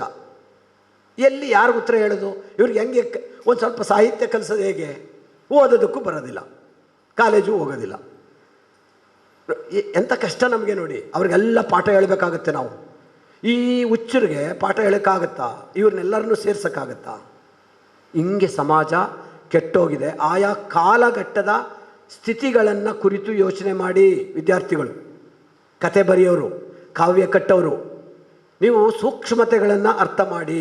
ಎಷ್ಟು ಮೋಸ ನಡೀತಾ ಇದೆ, ಬೇಸರ ಆಗ್ತಾ ಇದೆ. ಅಂತಹ ಹೊತ್ತಿನಲ್ಲಿ ಒಂದು ತಾಳ್ಮೆಯನ್ಗೆ ನೀವೇನೋ ಒಂದಷ್ಟು ಜನ 50 ಜನ ಕಾಂಪೀಟ್ ಮಾಡುವಂಥದ್ದು ಇದೆಯಲ್ಲ, ಇದು ದೊಡ್ಡ ಸ್ಪರ್ಧೆ, ಇದು ಗ್ರೇಟ್, ಇದು ಬೇಕು. ಇಂಥದ್ದು ನಿರಂತರವಾಗಿ ನಡೀಲಿ, ಅವರ ಆಶೀರ್ವಾದ ನಮಗೆ ಇರಲಿ. ಇದು ಒಂದು ಭಾಳ ವಿಶಿಷ್ಟವಾದಂತಹ ಸಂದರ್ಭ. ಅವರನ್ನು ನೆನಪು ಮಾಡ್ಕೊಂಡು ನಾವು ಅವರ ಆದರ್ಶಗಳನ್ನು ನಾವು ಮುಂದುವರಿಸ್ತಾ ಹೋಗಬೇಕು. ನಾನು ಕೊಡುವಂಥ ಸಂದೇಶ ಏನಪ್ಪ ಅಂದರೆ, ಹೆಚ್ಚು ಓದಬೇಕು. ಬೇರೆ ಸಾಹಿತ್ಯವನ್ನು ಓದಿ ನೀನು ಅರ್ಥ ಮಾಡಿಕೊಂಡು ನಿನ್ನದನ್ನಾಗಿ ಮಾಡಿಕೋಬೇಕು. ಅನುಭವ ಲೋಕದ ವಸ್ತುವಾಗಿದೆ. ಕುವೆಂಪು ಅದನ್ನೇ ಹೇಳ್ತಾರೆ. ಲೋಕದ ವಸ್ತುವನ್ನು ನೀನು ಭಾವದ ವಸ್ತುವನ್ನಾಗಿ ಮಾಡಬೇಕು. ಭಾವದ ವಸ್ತುವನ್ನಾಗಿ ಮಾಡಿದಾಗ ಸಾಹಿತ್ಯ ಸೃಷ್ಟಿಯಾಗುತ್ತೆ. ಲೋಕದ ವಸ್ತುವನ್ನು ಭಾವದ ವಸ್ತುವನ್ನಾಗಿ ಮಾಡಬೇಕು. ನಾನು ಮುಸ್ತಫನ ಒಂದು ಉದಾಹರಣೆ ಯಾಕೆ ಕೇಳಿದೆ ಅಂದರೆ, ಆ ಒಂದು ಆಟೋ ಗುಜರಿಗೆ ಹಾಕ್ಬಿಡ್ತಾರೆ. ಅದನ್ನು ಓದಿ ಎಷ್ಟು ಭಾವನಾ, ನನಗೆ ಕೂತು ಜಾಗದಲ್ಲೇ ಓದ್ಕೊ ಹೋಗ್ಬಿಟ್ಟೆ. ಆ ಸುಧಾದಲ್ಲಿ ಬಂದಿರುವಂಥದ್ದನ್ನು, ತ್ವಾಹನ ಸಾರಥಿ ಅಂತಿದೆ. ಅವನು ಗುಜರಿ ಆಟಕ್ಕೆ ಹೋಯ್ತು. ಅವರಪ್ಪ ಅವರ ತಂದೆ ಮಾಡ್ತಿದ್ದಂಥದ್ದು, ಆ ದೇವಸ್ಥಾನಕ್ಕೆ ಹೋಗ್ತಾ ಇದ್ದಂಥದ್ದು, ಮಸೀದಿಗೆ ಹೋಗ್ತಾ ಇದ್ದಂಥದ್ದು, ಅಲ್ಲಿ ಇಲ್ಲಿ ಎಲ್ಲ ಕಡೆ ತಿರುಗಿ ಕೊನೆಗೆ ಅದನ್ನು ಮಾರುವಂಥ ಸ್ಥಿತಿ ಬರುತ್ತೆ. ಮಾರಿದಾಗ ಅವನು ಹೋದವನು ಎಲ್ಲೋ ಅಲ್ಲಿ ಸಿರಾಡಿ ಹತ್ರ ಎಲ್ಲೋ ಬಿಟ್ಟು ಹೋಗ್ಬಿಡ್ತಾನೆ, ಬಿಸಿಲೆ ಘಾಟಿಯಲ್ಲಿ ಬಿಟ್ಟು ಹೋಗ್ತಾನೆ. ಅದು ಈ ಸ್ಟೇಟ್ದು ಅಥವಾ ಈ ತಾಲೂಕುದು ನಂಬರ್ ನೋಡಿಬಿಟ್ಟು ಅದು ಅಲ್ಲೇ ಬಿದ್ದಿರ್ತದೆ. ಅದನ್ನು ಹೋಗಿ ಸ್ಟೇಷನ್ಗೆ ಹಾಕಿದ್ದಾರೆ. ಸ್ಟೇಷನಲ್ಲಿ ಹೋಗಿ ಅದನ್ನು ಬಿಡಿಸ್ಕೋಬೇಕು. ಅದನ್ನು ಬಿಡಿಸ್ಕೊಳ್ಳೋದಕ್ಕೆ ನೀವು ಬಂದರೆ ಬಿಡ್ತೀವಿ ಅಂತಂತ ಹೇಳ್ತಾರೆ. ಹೋಗಿ ಬಿಡಿಸ್ಕೊಂಬರ್ತಾರೆ. ಬಿಡಿಸ್ಕೊಂಬಂದು ಅದನ್ನು ಗುಜರಿಗೆ ಕೊಡ್ತಾರೆ. ಗುಜರಿ ಅವನು ಅದನ್ನು ಅವ್ರ ಎದುರುಗಡೆನೆ ಕಣ್ಣಾರ ಹೊಡೆದು ಮುರಿದು ಅದನ್ನು ಪೀಸ್ ಕಟ್ತಾ ಇದ್ದಾನೆ. ಆ ಕಟ್ಟುವ ಕ್ರಿಯೆ ಇದೆಯಲ್ವಾ, ಅದು ತುಂಬ ನೋವನ್ನು ತರುತ್ತೆ ನಮಗೆ. ಒಂದು ಆಟೋವನ್ನು ಮುರಿದು ಇಷ್ಟೆಲ್ಲ ಬಂದಿರುವಂತಹ ಅವನ ಆಟೋವನ್ನು ಎದುರುಗಡೆನೇ ಮುರಿದು ಪಿಂಡಿ ಕಟ್ಟಿ ಬಿಸಾಕ್ತಾ ಇದ್ದಾರೆ ಅನ್ನುವ ನೋವಿದೆಯಲ್ಲ, ಅದು ನನಗೆ ಬಹಳ ಒಂದು ರೀತಿ ನೋವಾಯಿತು. ಅದು ಭಾವನಾತ್ಮಕವಾಗಿ ನಮ್ಮನ್ನು ಸ್ಪಂದಿಸುತ್ತೆ. ನಮ್ಮ ಎಲ್ಲ ಕ್ರಿಯೆಗಳಿಗೂ ಕೂಡ ಅದು ಕಾರಣ ಆಗಿತ್ತು. ಅಂಥದ್ದು ಇವತ್ತು ನಮ್ಮ ಕಣ್ಮುಂದೆ ಹೋಯ್ತಾ ಇದೆಯಲ್ಲ ಅನ್ನುವ ಫೀಲಿಂಗಿಗೆ ನೀವು ತಂದುಬಿಟ್ರೆ ಅದು ಗೆದ್ದು ಬಿಡುತ್ತೆ. ಸಾಹಿತ್ಯ ನಿಮ್ಮನ್ನು ಗೆಲ್ಲಿಸುತ್ತೆ. ಹಾಗೆ ನಿಮ್ಮ ಅನುಭವಗಳು ಹೆಚ್ಚಾಗಲಿ ಅಂತ ಹೇಳ್ತಾ, ಮತ್ತೆ ಇಲ್ಲಿ ಇರೋರೆಲ್ಲರೂ ಕೂಡ ಲೇಖಕರು, ಹಿರಿಯರು, ನನಗಿಂತಲೂ ಹಿರಿಯರು, ತಿಳುವಳಿಕೆ ಇರುವಂಥವರು, ಬರವಣಿಗೆ ಮಾಡಿರೋರು, ನಮ್ಮ ಮೇಡಮ್ ಅವರು. ಸೊ ಹಾಗಾಗಿ ನಾನು ಹೆಚ್ಚು ಹೇಳಿದೆ, ವಿದ್ಯಾರ್ಥಿಗಳು ಹೆಚ್ಚು ಹೋದ್ರಿ ಅಂತ ಹೇಳ್ತಾ ನಿಮ್ಮೆಲ್ಲರಿಗೂ ವಂದಿಸಿ ನನ್ನ ಮಾತನ್ನು ಮುಗಿಸ್ತೇನೆ.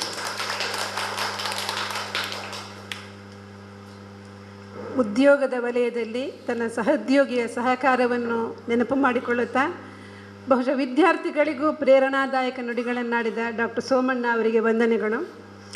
ಈಗ ಕಾರ್ಯಕ್ರಮದ ಮಗದೊಂದು ಮಗಲಿಗೆ ಬರೋಣ. ಭಾಷೆ ಮತ್ತು ಬರವಣಿಗೆಯ ಮೇಲಿನ ಪ್ರೀತಿಯನ್ನು ತಮ್ಮ ವಿದ್ಯಾರ್ಥಿಗಳಲ್ಲೂ ಬಿತ್ತುತ್ತಿದ್ದ ಜಲಜಾಕ್ಷಿಯವರ ಹೆಸರಿನಲ್ಲಿ ಮುಂದುವರಿಯುತ್ತಿರುವ ಸಾಹಿತ್ಯ ಪ್ರೀತಿಯ ಬಿತ್ತನೆಯ ಪ್ರಯತ್ನವಾಗಿ ಪ್ರತಿಷ್ಠಾನವು ಪ್ರತಿ ವರ್ಷವೂ ವಿದ್ಯಾರ್ಥಿಗಳಿಗೆ ಸಾಹಿತ್ಯಿಕ ಸ್ಪರ್ಧೆಯನ್ನು ಆಯೋಜಿಸುತ್ತಿದೆ.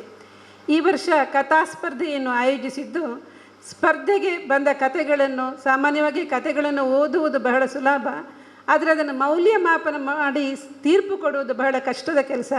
ಈ ಕೆಲಸದಲ್ಲಿ ಸಹಕರಿಸಿದ ಒಬ್ಬ ತೀರ್ಪುಗಾರರಾದ ದೇವಿಕಾ ನಾಗೇಶ್ ಅವರು ವೇದಿಕೆಯಲ್ಲಿದ್ದಾರೆ.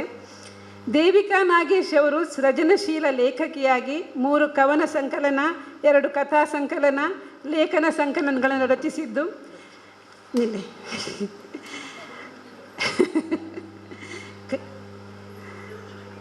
BM ರೋಹಿಣಿ ಅವರೊಂದಿಗೆ ಡೀಡ್ ಸಂಸ್ಥೆಗಾಗಿ ಅವಿಭಜಿತ ದಕ್ಷಿಣ ಕನ್ನಡ ಜಿಲ್ಲೆಯಲ್ಲಿ ಮಹಿಳೆಯರಿಗೆ ಸರಕಾರೇತರ ವಿವಿಧ ಸೌಲಭ್ಯಗಳು ಎನ್ನುವ ಮಾಹಿತಿ ಕೋಶವನ್ನು ರಚಿಸಿದ್ದಾರೆ. ಇವರ 2 ಕೃತಿಗಳಿಗೆ ಪ್ರಶಸ್ತಿ, ರಾಜ್ಯ ಮಟ್ಟದ ಪ್ರಶಸ್ತಿ ಲಭಿಸಿದೆ. ಹೆಚ್ಚು ಮಾತಾಡಲಿಕ್ಕೆ ಅವರು ಬಿಡುವುದಿಲ್ಲ. ಓರ್ವ ಸಮಾಜ ಸೇವಕಿಯಾಗಿ ದೇವಿಕಾರವರು ಬಹಳಷ್ಟು ಜೀವಪರವಾದಂಥ ಕೆಲಸಗಳನ್ನು ಮಾಡಿದವರು. ಸಮಗ್ರ ಗ್ರಾಮೀಣ ಆಶ್ರಮದ ಆಶ್ರಯದಲ್ಲಿ ಆದಿವಾಸಿಗಳ ಜೊತೆಗೆ ಕೆಲಸ ಮಾಡಿರುವ ಇವರು ಪ್ರಜ್ಞಾ ಸಲಹಾ ಕೇಂದ್ರದ ಮೂಲಕ HIV ಸೋಂಕಿತ ಬಾಧಿತರಿಗೂ ಸೇವೆ ಸಲ್ಲಿಸಿದ್ದಾರೆ. ಮಂಗಳೂರು ಆಕಾಶವಾಣಿಯಲ್ಲಿ ಇವರು ನಡೆಸಿಕೊಡುವ ಗ್ರಾಮೀಣ ಮಹಿಳೆಯರಿಗಾಗಿ ಮಾಹಿತಿ ನೀಡುವ ಭರವಸೆಯ ಬೆಳಕು ಕಾರ್ಯಕ್ರಮವು ಜನಮನ್ನಣೆ ಗಳಿಸಿದೆ. ಇಲ್ಲಿ ಪರಿಚಯ ಯಾಕೆ ಹೇಳುವುದಂತ ಅಂದರೆ, ಒಂದು ವಿದ್ಯಾರ್ಥಿಗಳಿಗೆ ತಮ್ಮ ಕೃತಿಗಳನ್ನು ಯಾರು ತೀರ್ಪು ನೀಡಿದವರ ಯೋಗ್ಯತೆ ಏನು ಎನ್ನುವುದು, ಮತ್ತು ಇನ್ನೊಂದು ವಿದ್ಯಾರ್ಥಿಗಳಿಗೆ ತಾವು ಮುಟ್ಟಲಿರುವ ಮಜಲುಗಳು ಎಷ್ಟಿವೆ ಎನ್ನುವ ಒಂದು ಆಲೋಚನೆ. ಮೊದಲನೇದಾಗಿ ನನಗೆ ಬಹಳ ಕಡಿಮೆ ಅವಧಿ ಕೊಟ್ಟಿದ್ದಾರೆ ಸರ್. ಮೊದಲೇ ಹೇಳಿದ್ದಾರೆ ಉದ್ದ ಮಾಡಬೇಡಿ ನಿಮ್ಮ ಮಾತುಗಳನ್ನು ಅಂತ. ಈ ರೀತಿ ಪರಿಚಯವನ್ನು ಉದ್ದ ಹೇಳುವುದು ಅಂತ ಹೇಳಿದರೆ ನಮ್ಮನ್ನು ಶಿಲುಬೆಯಲ್ಲಿ ನಿಲ್ಲಿಸಿದ ಫೀಲ್ ಆಗ್ತದೆ ನನಗೆ. ಆ ಕಾರಣಕ್ಕಾಗಿ ಅವರನ್ನು ನಾನು ಹಿಂದೆ ಜಗ್ತಾ ಇದ್ದದ್ದು. ವೇದಿಕೆಯಲ್ಲಿರುವ ಅತಿಥಿಗಳಿಗೆ, ಮುಖ್ಯವಾಗಿ ನಮ್ಮ ಕರಾವಳಿ ಲೇಖಕಿಯರ ವಾಚಕಿಯರ ಸಂಘದ ಅಧ್ಯಕ್ಷರಾಗಿರುವಂಥ ಶಕುಂತಲಾ ಬಿ ಶೆಟ್ಟಿಯವರಿಗೆ, ಪ್ರೊಫೆಸರ್ SVP ಕನ್ನಡ ಅಧ್ಯಯನ ಸಂಸ್ಥೆಯ ಅಧ್ಯಕ್ಷರಾಗಿರುವ ಡಾಕ್ಟರ್ ಸೋಮಣ್ಣ ಅವರಿಗೆ, ಹಾಗೆ ಡಾಕ್ಟರ್ KV ಜಲಜಾಕ್ಷಿ ಸಂಸ್ಮರಣಾ ಪ್ರತಿಷ್ಠಾನದ ಅಧ್ಯಕ್ಷರಾಗಿರುವ ನಮ್ಮೆಲ್ಲರ ಆತ್ಮೀಯರಾಗಿರುವ ಡಾಕ್ಟರ್ VG ಭಟ್ ಅವರಿಗೆ, ಹಾಗೂ ಸಂಸ್ಮರಣಾ ಭಾಷಣ ಮಾಡಿರುವಂಥ ಶ್ರೀಮತಿ ಸುಪ್ರಭಾ P ರಾವ್ ಅವರಿಗೆ ಮೊದಲನೇದಾಗಿ ನಾನು ವಂದಿಸ್ತಾ ಇದ್ದೇನೆ. ಹಾಗೆ ನನ್ನ ಎದುರು ಇರುವ ಎಲ್ಲ ಹಿರಿಕಿರಿಯ ನನ್ನ ಆತ್ಮೀಯರಿಗೆ ವಂದಿಸ್ತಾ, ಇದು ಪ್ರತಿ ವರ್ಷ ನಮಗೊಂದು ರೀತಿ ನಮ್ಮ ಕೌಟುಂಬಿಕವಾದ ಒಂದು ವಿಸ್ತರಣೆಯ ಕಾರ್ಯಕ್ರಮ ಅಂತ ಅನ್ನಿಸ್ತದೆ. ಜಲಜಾಕ್ಷಿ ಮೇಡಮ್ ಅವರ ಬಂಧುಗಳು ಕೂಡ ನಮ್ಮ ಜೊತೆ ಇದ್ದಾರೆ. ಇವತ್ತು ನನಗೆ ಈ ಸೌಭಾಗ್ಯ ಬಂದಿದೆ ಅಂತ ನಾನು ಭಾವಿಸ್ತೇನೆ. ಯಾಕೆ ಅಂತ ಹೇಳಿದರೆ, ಡಾಕ್ಟರ್ KV ಜಲಜಾಕ್ಷಿಯವರ ವಿಸ್ತರಣೆಯ ಕುಟುಂಬದ ಒಬ್ಬಳು ಸದಸ್ಯೆ ನಾನು ಆಗಿದ್ದೆ ಅನ್ನುವ ಕಾರಣಕ್ಕಾಗಿ ಅವರ ಪ್ರೀತಿಯ ಕೈತುತ್ತು ನಾವು ಉಂಡವರು. ಅದರ ಜೊತೆಯಲ್ಲಿ ಡಾಕ್ಟರ್ ಹಾವನೂರು ಸರ್ ಜೊತೆಯಲ್ಲಿ ನಾವೇನು ಕೆಲಸ ಮಾಡ್ತಾಯಿದ್ದು, ಆಗ ಪ್ರತಿದಿನ ನಾವು ಭೇಟಿ ಆಗ್ತಾಯಿದ್ದು. ಈ ಕಥೆಗಳನ್ನು ಓದುವಾಗ ಉದ್ದಕ್ಕೂ ನನಗೆ ನೆನಪು ಬಂದಂಥದ್ದು, ನಾವು ಡಾಕ್ಟರ್ KV ಜಲಜಾಕ್ಷಿ ಮೇಡಮ್ ಅವರ ಜೊತೆಯಲ್ಲಿ ಕಳೆದ ದಿನಗಳು, ಮತ್ತು ಅವರ ಮನೆಗೆ ಕೂಡ ಅವರು ಇರುವಾಗ ನಾವು ಆಗಿಂದಾಗೆ ಭೇಟಿ ಆಗ್ತಾಯಿದ್ದು. ಆ ನೆನಪುಗಳನ್ನು ಸರ್ ಅವರು ನಮಗೆ ಮತ್ತೆ ಮತ್ತೆ ಮಾಡಿಕೊಡ್ತಾ ಇರ್ತಾರೆ ಅನ್ನೋದಕ್ಕೆ ನನಗೆ ಒಂದು ರೀತಿಯಲ್ಲಿ ದುಃಖ ಮತ್ತು ಖುಷಿ ಎರಡೂ ಆಗ್ತಾ ಇದೆ. ಒಂದು ರೀತಿಯಲ್ಲಿ ಮೇಡಮ್ ಏನು ಕನಸು ಕಾಣ್ತಾ ಇದ್ರ, ಆ ಕನಸನ್ನು ನಿಜ ಅರ್ಥದಲ್ಲಿ ಸಾಕಾರಗೊಳಿಸ್ತಾ ಇರುವವರು ಮತ್ತು ಆ ಹಿನ್ನೆಲೆಯ ಶ್ರಮದಲ್ಲಿ ಮುಖ್ಯ ಭಾಗವನ್ನು ವಹಿಸ್ಕೊಳ್ತಾ ಇರುವವರು ಡಾಕ್ಟರ್ ವಿ ಜಿ ಭಟ್ ಅವರು. ಇಷ್ಟು ಹತ್ತಿರದಲ್ಲಿ ಈ ಪ್ರೊಸೆಸ್ ಇದೆ ಅಲ್ವಾ, ಈ ಪ್ರೊಸೆಸ್ಸನ್ನು ಅವರು ಎಷ್ಟು ಶ್ರಮಪಟ್ಟು ಮಾಡ್ತಾರೆ ಅನ್ನುವಂಥದ್ದು ನನ್ನ ಗಮನಕ್ಕೆ ಬಂದದ್ದು ಇದು ಪ್ರಥಮ ಬಾರಿ. ಪ್ರತಿಯೊಂದು ಕೆಲಸವನ್ನು ತುಂಬ ಅಚ್ಚುಕಟ್ಟಿನಲ್ಲಿ ಮಾಡ್ತಾ ಇರ್ತಾರೆ ಅನ್ನುವಂಥದ್ದನ್ನು ನನ್ನ ಗಮನಕ್ಕೆ ಬಂದಿದೆ. ಮತ್ತು ಈ ಕಥೆಯಲ್ಲಿ 57 ಕಥೆಗಳು 58 ಕಥೆಗಳು ಸರಿ ಈಗಾಗಲೇ ಹೇಳಿದರು, 58 ಕಥೆಗಳು ಈ ಸ್ಪರ್ಧೆಯಲ್ಲಿ ಬಂದಿತ್ತು ಅಂತ. ಆ ಕಥೆಗಳ ಆಯ್ಕೆ ಮಾತ್ರ ಅಲ್ಲ, ಒಂದಷ್ಟು ಗ್ರಾಮೀಣ ವಿದ್ಯಾರ್ಥಿಗಳು ಈ ಕಥೆಯಲ್ಲಿ ಸ್ಪರ್ಧೆಯಲ್ಲಿ ಭಾಗವಹಿಸಿದ್ರು ಅನ್ನುವಂಥದ್ದನ್ನು ಕೂಡ ನಾವು ಮುಖ್ಯ ಅಂತ ಗಮನಿಸಬೇಕಾಗ್ತದೆ. ಮತ್ತು ಈ 58 ವಿದ್ಯಾರ್ಥಿಗಳು ಕೂಡ ಸತತ ಪ್ರಯತ್ನದ ಮೂಲಕ ಶ್ರದ್ಧೆಯಿಂದ ನಾವು ಸಾಹಿತ್ಯದಲ್ಲಿ ಮುಂದೆ ಕೃಷಿ ಮಾಡಬೇಕು ಅನ್ನುವಂಥ ಅಭಿಲಾಷೆ ಹೊಂದಿದ್ದಾರೆ ಅಂತಾದರೆ ಅವರು ಒಂದಷ್ಟು ಕೃತಿಗಳನ್ನು ಓದಬೇಕು ಮಾತ್ರ ಅಲ್ಲ, ಒಂದಷ್ಟು ಬರವಣಿಗೆಯನ್ನು ಮುಂದುವರಿಸಿಕೊಂಡು ಹೋಗುವ ನೆಲೆಯಲ್ಲಿ ಅವರು ಪ್ರಯತ್ನಿಸಬೇಕಾಗ್ತದೆ ಅನ್ನುವಂಥದ್ದನ್ನು ನಾನು ಮೊದಲನೇದಾಗಿ ಹೇಳಲಿಕ್ಕೆ ಬಯಸ್ತೇನೆ. ನನಗೆ ತೀರಾ ಬೇಸರ ಬಂದ ಒಂದೆರಡು ಸಂಗತಿಗಳನ್ನು ಹೇಳಿಕೊಂಡು ನಂತರ ನಾನು ಕಥೆಗಳಿಗೆ ಸಂಬಂಧಿಸಿದ ಹಾಗೆ ಮಾತಾಡಲಿಕ್ಕೆ ಬಯಸ್ತೇನೆ. ಒಂದಷ್ಟು ಪದವಿ ವಿದ್ಯಾರ್ಥಿಗಳು ಕಥೆಯಲ್ಲಿ ಸ್ಪರ್ಧಾರ್ಥಿಗಳಾಗಿ ಭಾಗವಹಿಸಿದರು, ಹಾಗೆ ವಿಶ್ವವಿದ್ಯಾನಿಲಯದಿಂದ ವಿದ್ಯಾರ್ಥಿಗಳು ಕೂಡ ಭಾಗವಹಿಸಿದರು. ಕಾಗುಣಿತದ ತಪ್ಪುಗಳು ಇತ್ತು ಈ ಮಕ್ಕಳ ಕಥೆಗಳಲ್ಲಿ, ಅದು ನನಗೆ ತುಂಬ ಬೇಸರ ತಂದಂಥದ್ದು. ವ್ಯಾಕರಣ ದೋಷಗಳಿತ್ತು. ಇದು ಹೀಗೆ ಆಗಬಾರ್ದು, ನಾವೆಲ್ಲ ಕನ್ನಡ ಕಲಿತಾ ಇರುವಾಗ ಈ ಸ್ಥಿತಿ ಇರಲಿಲ್ಲ ಅಂತ ನಾನು ಅಂದುಕೊಂಡಿದ್ದೇನೆ. ಇದರ ಜೊತೆಯಲ್ಲಿ ಕೆಲವು ಮಕ್ಕಳು ಕತೆ ಬರಿತಾ ಇದ್ದಾರೋ ಪ್ರಬಂಧ ಬರಿತಾ ಇದ್ದಾರೋ ಅನ್ನುವಂಥ ಸಂಶಯಗಳು ಕೂಡ ನನಗೆ ಕಾಡಿತು ಈ ಮಕ್ಕಳ ಕತೆಗಳನ್ನು ಓದುವಾಗ. ಇದೇನು ಪ್ರಬಂಧವೋ ಕಥೆಯೋ ಅನ್ನುವಂಥದ್ದು. ಮತ್ತು ಕಥಾ ವಸ್ತುವಿನಲ್ಲಿ ಡಾಕ್ಟರ್ ಸೋಮಣ್ಣ ಸರ್ ಹೇಳುವಾಗ ಈಗ ಮಕ್ಕಳಿಗಿರುವ ವಸ್ತುಗಳ ಆಯ್ಕೆಗಳ ಸಂದರ್ಭದಲ್ಲಿ ಎಷ್ಟೆಲ್ಲ ವೈವಿಧ್ಯಮಯವಾದ ವಸ್ತುಗಳು ಇದೆ ಅನ್ನುವಂಥದ್ದನ್ನು ಕೂಡ ಹೇಳಿದರು. ಯಾಕೆ ಮಕ್ಕಳು ಭ್ರಮಾಲೋಕದಲ್ಲಿ ತೇಲ್ತಾ ಇದ್ದಾರೆ, ಸಕ್ಸಸ್ ಕೂಡ ಎಷ್ಟು ಸ್ಪೀಡಾಗಿ ಮಕ್ಕಳಿಗೆ ದಕ್ತಾ ಇದೆ ಅನ್ನುವಂಥದ್ದು ನನಗೆ ನೋಡುವಾಗ, ನನಗೆ ಮಾತ್ರ ಅಲ್ಲ ನನ್ನ ಜೊತೆ ತೀರ್ಪುಗಾರರಾದ ಹಾಗೆ ಭಾಗವಹಿಸಿದ ಗೆಳತಿಯರನ್ನು ಕೂಡ ನಾನು ಸಮಾಲೋಚನೆ ಮಾಡಿದ ಸಂದರ್ಭದಲ್ಲಿ ಅವರು ಕೂಡ ಹೇಳಿದ ಅಂಶಗಳು ಇದೆ. ವಾಸ್ತವದ ಜೊತೆ ಮುಖಾಮುಖಿಯಾಗಿ ಮಕ್ಕಳು ಕತೆಗಳನ್ನು ಬರೆದಿದ್ರೆ ಎಷ್ಟು ಚೆನ್ನಾಗಿ ಕತೆ ಬರಿಬೋದಿತ್ತಲ್ಲ ಅಂತ ಅನ್ನಿಸಿದ್ದು. ಹಾಗಂತ ಎಲ್ಲ ಕತೆಗಳು ಕಳಪೆ ಆಗಿತ್ತು ಅಂತ ನಾನು ಹೇಳ್ತಾ ಇಲ್ಲ.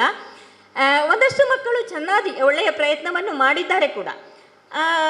ಕೆಲವು ಮಕ್ಕಳು ಪ್ರಾಕೃತಿಕ ವಿಕೋಪಕ್ಕೆ ಸಂಬಂಧಿಸಿದ ಹಾಗೆ ಘಟನೆಗಳನ್ನು ಆಧರಿಸಿಕೊಂಡು ಬರೆದಿದ್ದಾರೆ. ಪ್ರಾಣಿ ಜಗತ್ತನ್ನು ಕೂಡ ಅವಲೋಕನ ಮಾಡಿಕೊಂಡು ಕತೆಗಳನ್ನು ಬರೆದಿದ್ದಾರೆ.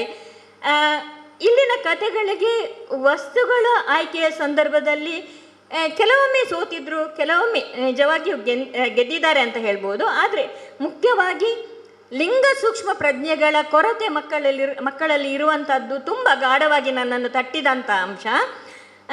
ಅದರ ಜೊತೆಯಲ್ಲಿ ಬೇರೆ ಬೇರೆ ಪ್ರದೇಶದ ಬೇರೆ ಬೇರೆ ದೇಶದ ಕಥೆಗಳನ್ನು ಓದುವ ಅವಕಾಶಗಳು ಬೇಕಾದಷ್ಟು ಇದ್ದಾಗ್ಯೂ ನಮ್ಮ ಮಕ್ಕಳು ಯಾಕೆ ಎಡವ್ತಾ ಇದ್ದಾರೆ, ಇದನ್ನು ಮಾಡ್ತಾ ಇಲ್ಲ.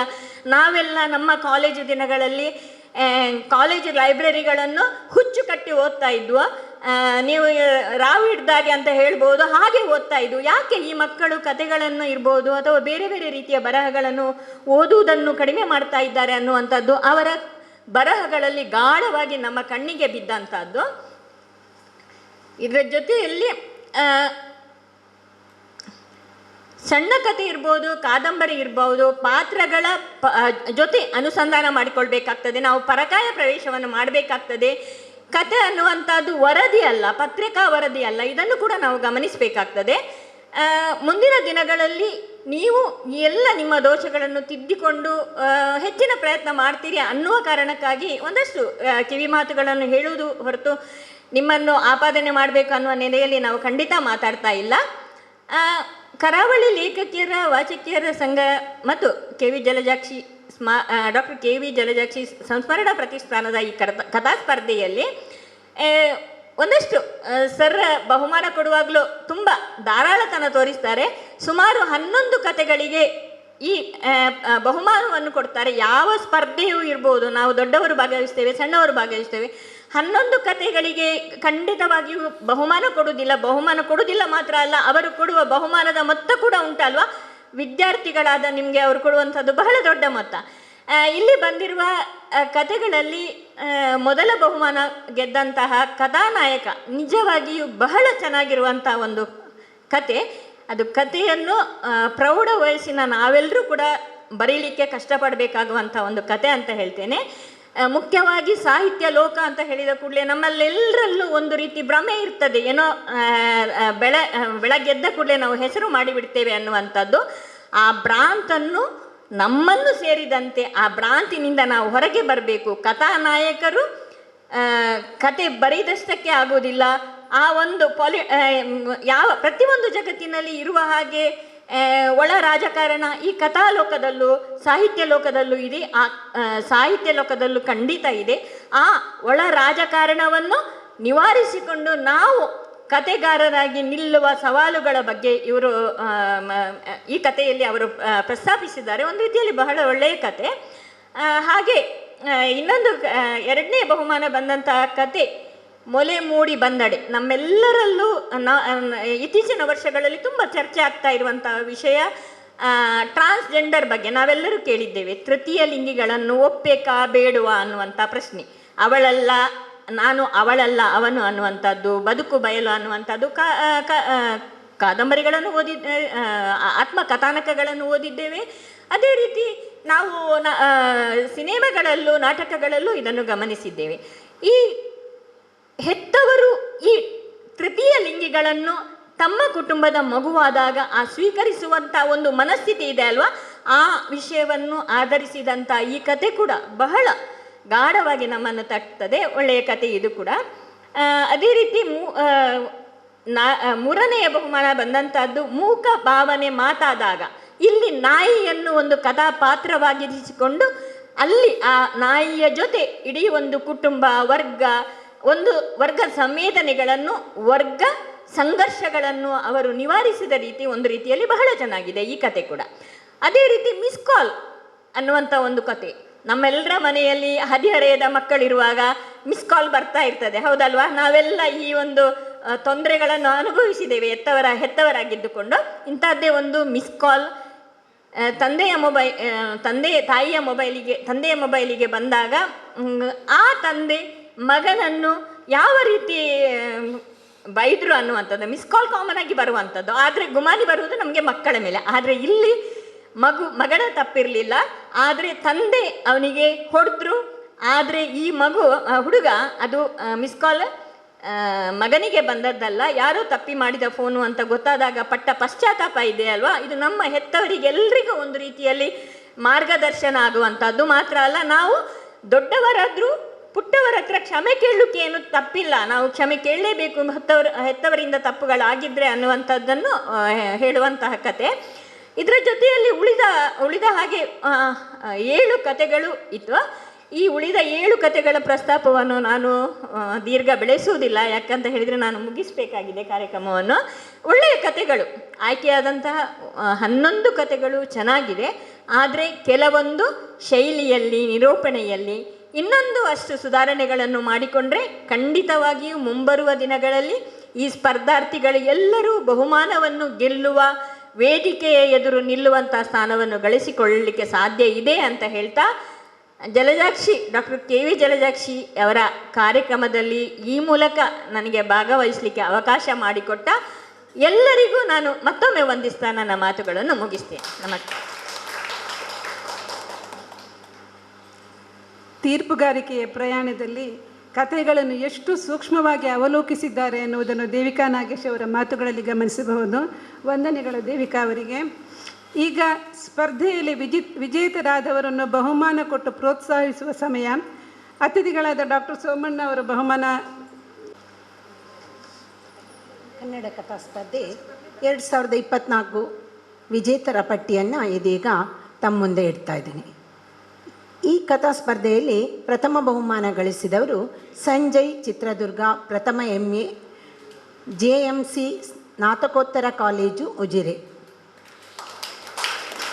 ಜ್ಯೋತಿರ್ಲಕ್ಷ್ಮಿ, ದ್ವಿತೀಯ MA ಕನ್ನಡ, ಕೇರಳ ಕೇಂದ್ರೀಯ ವಿಶ್ವವಿದ್ಯಾನಿಲಯ, ಕಾಸರಗೋಡು.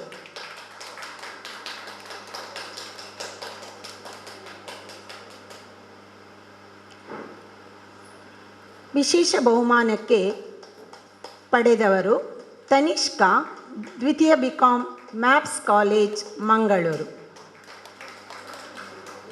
ಪ್ರಧಾನಕರ ಬಹುಮಾನ ವಿಜೇತರು ಭೂಮಿಕಾ, ದ್ವಿತೀಯ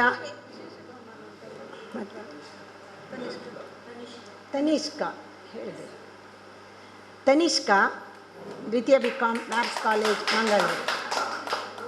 ಭೂಮಿಕಾ ರೋಶ್ನಿ ನಿಲಯ, ಮಂಗಳೂರು. ಭೂಮಿಕಾ.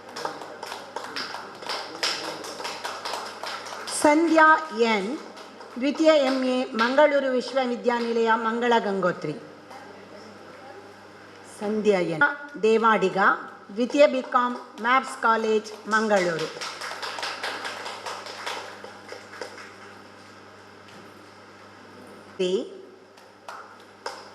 ದ್ವಿತೀಯ MA ಕನ್ನಡ ಪ್ರೊ SVP ಅಧ್ಯಯನ ಕೇಂದ್ರ, ಮಂಗಳೂರು ವಿಶ್ವವಿದ್ಯಾನಿಲಯ.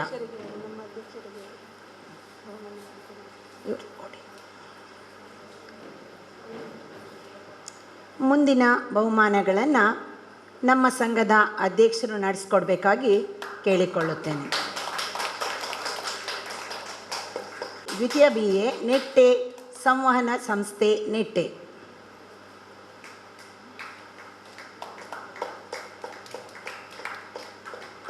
ಕಮ್ರುನ್ನೀಸಾ ಬಾನು, ಪ್ರಥಮ B.Ed ಮಾರ್ ಇವಾನಿಯೋಸ್ ಶಿಕ್ಷಣ ಮಹಾವಿದ್ಯಾಲಯ, ಕುಂತೂರು.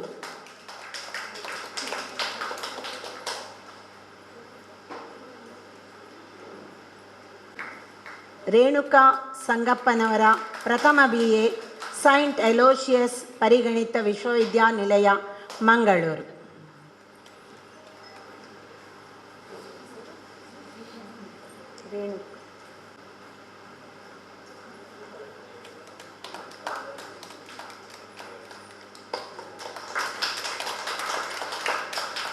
ಈ ಕಥಾ ಸ್ಪರ್ಧೆಯಲ್ಲಿ ಭಾಗವಹಿಸಿ ವಿಜೇತರಾದಂತಹ ಎಲ್ಲರಿಗೂ ಅಭಿನಂದನೆಗಳು. ಕೃಷ್ಣವೇಣಿಯವರಿಗೆ, ಡಾಕ್ಟರ್ ಸೋಮಣ್ಣ ಹಾಗೂ ಅಧ್ಯಕ್ಷರಿಗೆ ಮತ್ತು ಸ್ಪರ್ಧೆಯಲ್ಲಿ ಭಾಗವಹಿಸಿದ ಎಲ್ಲ ವಿದ್ಯಾರ್ಥಿಗಳಿಗೂ ಅಭಿನಂದನೆಗಳು. ಹೀಗೆ ಡಾಕ್ಟರ್ KV ಜಲಜಾಕ್ಷಿ ಅವರ ಸೋದರ ಜಗನ್ನಾಥ್ ಅವರಿದ್ದಾರೆ.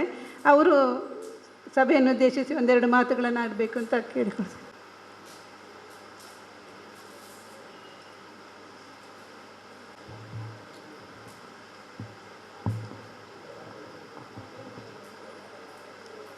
ಎಲ್ಲ ನಾನು ಮಾತುಗಾರನಲ್ಲ,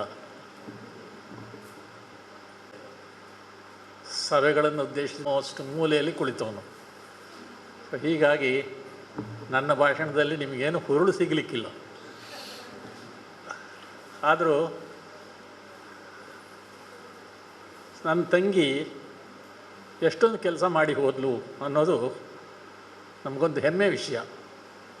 ಯಾಕೆಂದರೆ ನಾವು ಬಂದ ಕುಗ್ರಾಮ ಕೋಗರವಾಡಿ, ಅಲ್ಲಿ ಕಲಿತ ಮನೆಯವರು, ನಮ್ಮದೊಂದೇ ಮನೆ ಇದ್ದದ್ದು, ಏನಾದರೂ ಕಲಿತವರಿದ್ದರೆ ಉಳಿದವರನ್ನು ಕಲಿಸಬೇಕು ಅಂಥೇಳಿ ನಮ್ಮ ತಂದೆ 50ರ ದಶಕದಲ್ಲಿ 1950ರ ದಶಕದಲ್ಲಿ ಮನೆ ಹತ್ರನೇ ಒಂದು ಶಾಲೆ ಮಾಡಿ, ಅಲ್ಲಿಗೊಬ್ಬರು ಕಾಸರಗೋಡಿನ ಒಬ್ಬರು ರೈಗಳಿದ್ದರು, ಮುತ್ತಪ್ಪರೈಗಳು ಅಂತ, ಅವರನ್ನು ಅಲ್ಲಿ ಉಪಾಧ್ಯಾಯರನ್ನಾಗಿ ನೇಮಿಸಿ ಅವರಿಗೆ 2 ಹೊತ್ತು ಮನೇಲಿ ಊಟ ಹಾಕ್ತಾಯಿದ್ದು. ಬ್ರಾಹ್ಮಣರ ಮನೆ ನಮ್ಮದು. ಸೊ ಅವರು ನಮ್ಮ ಮನೇಲಿ ಊಟ ಮಾಡೋ ಕೆಲಸಕ್ಕೋಸ್ಕರ ಆ ಊರಿನ ಮಕ್ಕಳಿಗೆ ಪಾಠ ಹೇಳ್ತಾಯಿದ್ರು. ಎಲ್ಲ ನಮ್ಮ ಊರು ಭರ್ತಿ ಇರೋದು ಹರಿಜನರು ಮತ್ತು ಈ ಹಿಂದುಳಿದ ವರ್ಗದವರು. ನಮ್ಮದು ಒಂದೇ ಮನೆ ಇದ್ದದ್ದಲ್ಲಿ. ಸೊ ಆ ಶಾಲೆಯಲ್ಲಿ ನಾವೆಲ್ಲ ಒಟ್ಟಾಗಿ ಕೂತು ಓದ್ತಾಯಿದ್ದು. ಇನ್ನಂದರೆ ಹತ್ತಿರ ಬೇರೆ ಶಾಲೆಗಳು ಅಂದರೆ 3ರಿಂದ 4 ಮೈಲಿ ನಡ್ಕೊಂಡು ಹೋಗಬೇಕಿತ್ತು. ಸೊ ಹಾಗಾಗಿ ಸರ್ಕಾರಿ ಶಾಲೆಗಳ ಅವಕಾಶ ಇರಲಿಲ್ಲ. ಅದರಲ್ಲಿ ನಾನು, ನಮ್ಮ ಅಕ್ಕ, ಈ ನನ್ನ ತಂಗಿಯವರೆಲ್ಲ ನಾವು ಶುರು ಮಾಡಿದ್ದು. ನಂತರ ನಮ್ಮ ತಂದೆ ಹತ್ತಿರದಲ್ಲೇ ಒಂದು 5 ಮೈಲಿ ದೂರದಲ್ಲಿದ್ದ ಒಂದು ಹೋಟೆಲ್ ಶುರು ಮಾಡಿದರು. ಆಗ ನಮ್ಮ ಎಜುಕೇಷನಿಗೆ ಅನುಕೂಲ ಆಯಿತು. ಅಲ್ಲಿ ಸರ್ಕಾರಿ ಶಾಲೆಯಲ್ಲಿ ಮೊದಲು ಸೇರಿದವನು ನಾನು ಮತ್ತು ನನ್ನ ಊರಿಗೆ ಅವರು ಒಂದು 2-3 ಜನ ಹುಡುಗರು. ಬಾಕಿದ್ದವರು ನಮ್ಮನ್ನೆಲ್ಲ ಅಲ್ಲಿ ಅಣಗಿಸ್ತಾಯಿದ್ರು. ಸರ್ಕಾರಿ ಶಾಲೆಯಲ್ಲಿ ಎಲ್ಲ ಕೂಲಿ ಮಠದಿಂದ ಬಂದವರು ಅಂತ. ಹಾಗೆ ಅಲ್ಲಿಂದ ನಂತರ ಜಲಜಾಕ್ಷಿ ಈ ಕಲಿಯುವ ಹೊತ್ತಿಗೆ ಅಲ್ಲಿದ್ದು ಪ್ರೈಮರಿ ಸ್ಕೂಲ್, ಮಿಡ್ಲ್ ಸ್ಕೂಲ್ ಜೊತೆಗೆ ಹೈಸ್ಕೂಲ್ ಕೂಡ ಬಂತು. ಸೊ ಮ್ಯಾಟ್ರಿಕ್ಯುಲೇಷನ್ವರೆಗೆ ಅವರಿಗೆ ಅಲ್ಲೇ ಓದುವ ಅವಕಾಶ ಸಿಕ್ತು. ನಂತರ ನನ್ನ ಅಕ್ಕ, ನನ್ನ ನಂತರದ ತಂಗಿ ಅವರೆಲ್ಲ ಅಲ್ಲಿ ಶಾಲೆ ಬಿಡಿಸಿಬಿಟ್ರು. ಯಾಕೆಂದರೆ ಮುಂದಕ್ಕೆ ಹೆಣ್ಮಕ್ಳನ್ನ ಶಾಲೆಗೆ ಕಳಿಸೋದು ಕಷ್ಟ ಅಂಥೇಳಿ. 5ನೇ 4ನೇ ಕ್ಲಾಸಿಗೆ ಕೆಲವರು ಬಿಡ್ತಾರೆ, 6ನೇ ಕ್ಲಾಸಿಗೆ ಕೆಲವರು ಬಿಡ್ತಾರೆ. ನಮಗೇನು ಅರ್ಥ ಆಗ್ತಿರ್ಲಿಲ್ಲ. ಆದರೆ ಈ ನನ್ನ ತಂಗಿ ಒಂಥರ ರಿಬೆಲ್ ಇದ್ದ ಹಾಗಿದ್ಲು ಜಲಜಾಕ್ಷಿ. ನಾನು ಓದಬೇಕು, ನಾನು ಹೋಗಬೇಕು ಅಂತ. ಸೊ ನಮ್ಮ ಅಪ್ಪನಿಗೆ ಅವರು ಸ್ವಲ್ಪ ಭಾಳ ಮುದ್ದಿನ ಮಗಳು. ಅದಕ್ಕೆ ಆಯ್ತು ಮಗ ನೀನು ಓದು ಅಂತ ಹೇಳೋರು ಅವರು. ಸೊ ನಾವೆಲ್ಲರನ್ನೂ ನಮ್ಮನ್ನೆಲ್ಲ ಎಜುಕೇಟ್ ಮಾಡಬೇಕು ಅನ್ನೋ ಉದ್ದೇಶ ಯಾರಿಗೂ ಇದ್ದಿರಲಿಲ್ಲ. ಆದರೆ ನಾವೇ ಕಲಿತೀವಿ ಅಂತ ಹೊರಟಿದ್ದಕ್ಕೆ ನಮಗೇನೂ ತೊಂದರೆ ಆಗಲಿಲ್ಲ. ಹಾಗೆ ನಾನು ಮ್ಯಾಟ್ರಿಕ್ಯುಲೇಷನಲ್ಲಿ ಶಾಲೆ ಬಿಟ್ಟು ಕೆಲಸ ಹುಡುಕ್ಲಿಕ್ಕೆ ಹೊರಟೆ. ಕೆಲಸ ಸಿಕ್ಕಿದ್ದು ಇದೇ ಮಂಗಳೂರಿನಲ್ಲಿ ಕೆಲಸ ಮಾಡ್ತಾಯಿದ್ದೆ ನಾನು. ಆಗ ಇವಳು ನನ್ನ ತಂಗಿನ ನಮ್ಮ ಸೋದರ ಮಾವನ ಮನೆಯಲ್ಲಿ ಅವಳನ್ನು ಬಿಟ್ಟು ಅಲ್ಲಿ ಅವಳು ಬೆಂಗಳೂರು ಯೂನಿವರ್ಸಿಟಿನಲ್ಲಿ PUC ಇಂದ ಹಿಡಿದು ಮುಂದಕ್ಕೆಲ್ಲ MA ಅಲ್ಲೇ ಕಲಿತು. ಮುಂದೆ ಅವಳಿಗೆ UGC ಸ್ಕಾಲರ್ಶಿಪ್ ಸಿಕ್ತು. ನಮ್ಮ ಸೋದರ ಮಾವ ಇದ್ದವರು ಅವಳನ್ನು ಕರ್ಕೊಂಡೋಗಿ ದೆಹಲಿಯಲ್ಲಿ ಬಿಟ್ಟು ಬಂದರು. ದೆಹಲಿಯಲ್ಲಿ ಭಾಳ ಕಷ್ಟಪಟ್ಟಳು ಅವಳು. ಅಲ್ಲಿ ಕನ್ನಡ ಡಿಪಾರ್ಟ್ಮೆಂಟು ಸರಿ ಇದ್ದಿರಲಿಲ್ಲ. ಹಾಗೂ ಹೀಗೆ ಮಾಡಿ ಎಲ್ಲೋ 10 ಕರೆದು ಅವಳಿಗೆ ನಾವು ಫೀಸ್ಗೂ ಕೂಡ ಸರಿಯಾಗಿ ದುಡ್ಡು ಕೊಡ್ತಿರಲಿಲ್ಲ. ಅವಳು ಏನೇನೋ ಮಾಡಿ ವ್ಯವಸ್ಥೆ ಮಾಡ್ಕೊಳ್ತಿದ್ಲು. ಅಲ್ಲಿ ಹೋಗಿ ಇಲ್ಲಿ ಹೋಗಿ 10 ಯಾರೋ MLA ಹತ್ರ ಸಿಗ್ನೇಚರ್ ತೊಗೊಂಡು ಸರ್ಟಿಫಿಕೇಟ್ ತೊಗೊಂಡು ಹೀಗೆ ಮಾಡಿಕೊಂಡು. ಸೊ ಹಾಗೆ UGCನಲ್ಲೂ ಅಷ್ಟೇ. ಅಲ್ಲಿಂದ ಇಲ್ಲ, ಈ ನಾರ್ತ್ ಇಂಡಿಯಾದಲ್ಲಿ ನಮ್ಮಿಂದ ಏನೂ ಸಾಧ್ಯವಿಲ್ಲ ಏನು ಕೆಲಸ ಮಾಡಲಿಕ್ಕೆ ಅಂಥೇಳಿ ಅಲ್ಲಿಂದ UGC ಟ್ರಾನ್ಸ್ಫರ್ ತೊಗೊಂಡು ಅಣ್ಣಾಮಲೈ ಯೂನಿವರ್ಸಿಟಿಗೆ ಅಲ್ಲಿ ಬಂದು ಅಲ್ಲಿ ಅವಳು PhD ಎಲ್ಲ ಮಾಡಿದ್ಲು. ಸೊ ಮುಂದೆ ಅವಳದು ಅಧ್ಯಾಪನ ಇವೆಲ್ಲ ಶುರುವಾಯಿತು. ತುಮಕೂರಲ್ಲಿ ಒಂದಷ್ಟು ವರ್ಷ ಕಳೆದ್ಲು. ಆಮೇಲೆ ಅಲ್ಲಿಂದ ಬೀದರ್ನಲ್ಲಿ ಒಂದಷ್ಟು ವರ್ಷ ಕಳೀತು. ನಂತರ ಮಂಗಳೂರು ಬಂತು. ಸೊ ಮಂಗಳೂರಲ್ಲಿ ಬಂದು ಬಹುಶಃ ಭಾಳಷ್ಟು ವರ್ಷ ಕಾಲ ಅವಳು ಇಲ್ಲಿದ್ದು. ಹಾಗಾಗಿ ಅವಳಿಗೆ ಇಲ್ಲಿಯ ಹವಾಮಾನ ಒಗ್ಗಿತು, ತುಂಬ ಕೆಲಸ ಮಾಡೋದಕ್ಕೂ ಆಯಿತು. ಸೊ ಸುಮಾರು ಇದೆಲ್ಲ ಇಲ್ಲಿಯ ಕರಾವಳಿ ಲೇಖಕರಿಗೆ ಇವರು ಬಳಗ ಕಟ್ಕೊಂಡಿದ್ದು, ವಿದ್ಯಾರ್ಥಿಗಳು ಇದನ್ನು ಕಟ್ಕೊಂಡಿದ್ದು, ಒಂದು ಮನುಷ್ಯಳಾಗಿ, ಒಂದು ಸಾಮಾಜಿಕವಾಗಿ ಉಪಯುಕ್ತಳಾಗಿ ಅವಳಿಗೆ ಬಾಳೋದಕ್ಕೆ ಇಲ್ಲಿ ಅವಕಾಶ ಸಿಕ್ತು. ಸೊ ಹಾಗೆ ಇದೆಲ್ಲವೂ ಕೂಡ ಅವಳು ತಾನೇ ಸ್ವತಃ ಸಂಪಾದಿಸಿದ್ದು. ನನ್ನ ಪುಟ್ಟ ತಂಗಿ ಎಲ್ಲ ಅನಾನುಕೂಲತೆಗಳನ್ನು ಗೆದ್ದು ಈ ಸಮಾಜದಲ್ಲಿ ತಾನು ಒಬ್ಬಳು ಮುಖ್ಯಸ್ಥಳು. ತಾನು ಯಾತ್ರೆ ಮುಗಿಸಿದ 15 ವರ್ಷದ ನಂತರನೂ ಕೂಡ ಅವಳನ್ನು ನೆನೆಸ್ಕೊಳ್ಳೋರೆ ಇಲ್ಲಿ ಸೇರಿದ್ದೀವಿ ಅಂತಂದರೆ ಇದಕ್ಕಿಂತ ದೊಡ್ಡ ಗಳಿಕೆ, ಜೀವನದ ಗಳಿಕೆ ಇನ್ನೇನು ಬೇರೆ ಇರಲಾರದು ಅಂದ್ಕೊಳ್ತೇನೆ. ಸೊ ನಮ್ಮ ಅವಳ ಕುಟುಂಬದವರು, ಅವಳ ಮಕ್ಕಳು ಎಲ್ಲ ಅವಳನ್ನು ನೆನೆಸ್ಕೊಳ್ತಾರೆ, ನೆನೆಸಿ ಕಾರ್ಯಕ್ರಮ ಮಾಡ್ತಾರೆ. ಅವಳ ಲೇಖಕರ ಬಳಗ ಕೂಡ ತಮ್ಮ ಕೈ ಜೋಡಿಸಿ ಈ ಕಾರ್ಯಕ್ರಮನ, ನಾನು ಈ ಕಾರ್ಯಕ್ರಮನ ಇಲ್ಲಿವರೆಗೂ ಒಂದನ್ನು ಮಿಸ್ ಮಾಡಿಕೊಳ್ಳಿಲ್ಲ. ಬಹುಶಃ 2020ರಲ್ಲಿ ಕಾರ್ಯ ನಡೀಲಿಲ್ಲ ಕಾಣಿಸುತ್ತೆ, ಯಾಕೆಂದರೆ ಅದು ಕೋವಿಡ್ ಟೈಮ್ನಲ್ಲಿ. ಅದು ಬಿಟ್ಟರೆ ಪ್ರತಿ ಸರ್ತಿ ನಾನು ಇಲ್ಲಿ ಬಂದು ಕೂತ್ಕೊಂಡು ಅವಳನ್ನು ನೆನೆಸಿ ನನ್ನ ಹೃದಯ ಒಂದು ಸ್ವಲ್ಪ ಕರಗುತ್ತೆ. ಆವಾಗ ನೋಡಿಕೊಂಡು ಹೋಗ್ತೇನೆ. ಸಾಹಿತ್ಯಿಕ ಅಭಿರುಚಿ,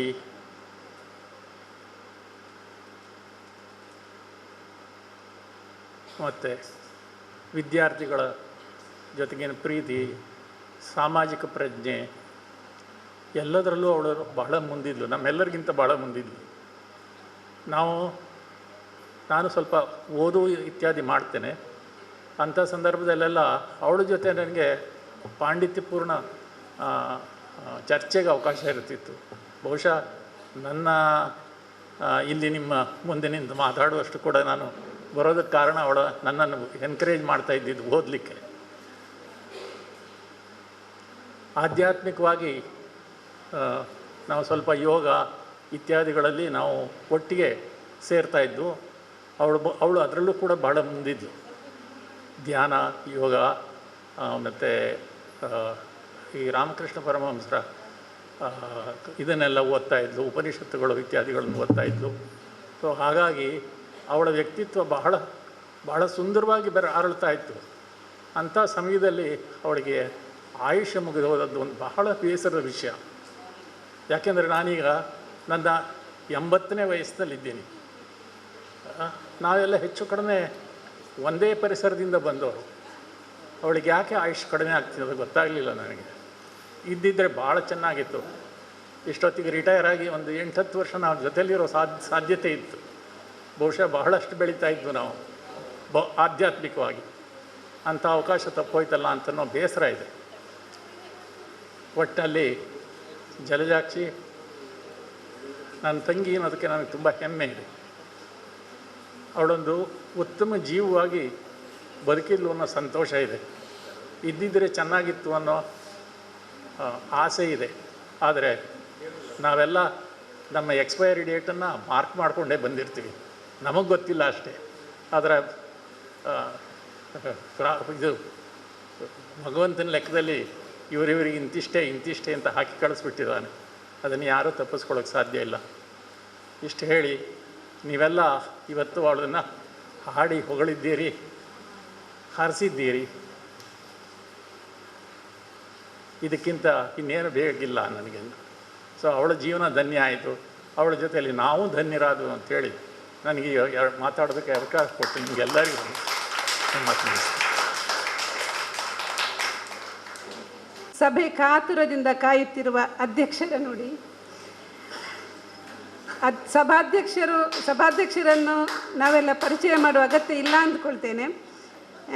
ಸತತ 2 ಬಾರಿ ಶಾಸಕಿಯಾಗಿ ಜನಸೇವೆಯಲ್ಲಿ ತನ್ನನ್ನು ದುಡಿಸಿಕೊಂಡ ಶಕುಂತಳಾ ಶೆಟ್ಟಿಯವರು ಈಗ ಕರಾವಳಿ ಲೇಖಕಿಯರ ಮತ್ತು ವಾಚಕಿಯರ ಸಂಘದ ಅಧ್ಯಕ್ಷರು ಆಗಿದ್ದಾರೆ.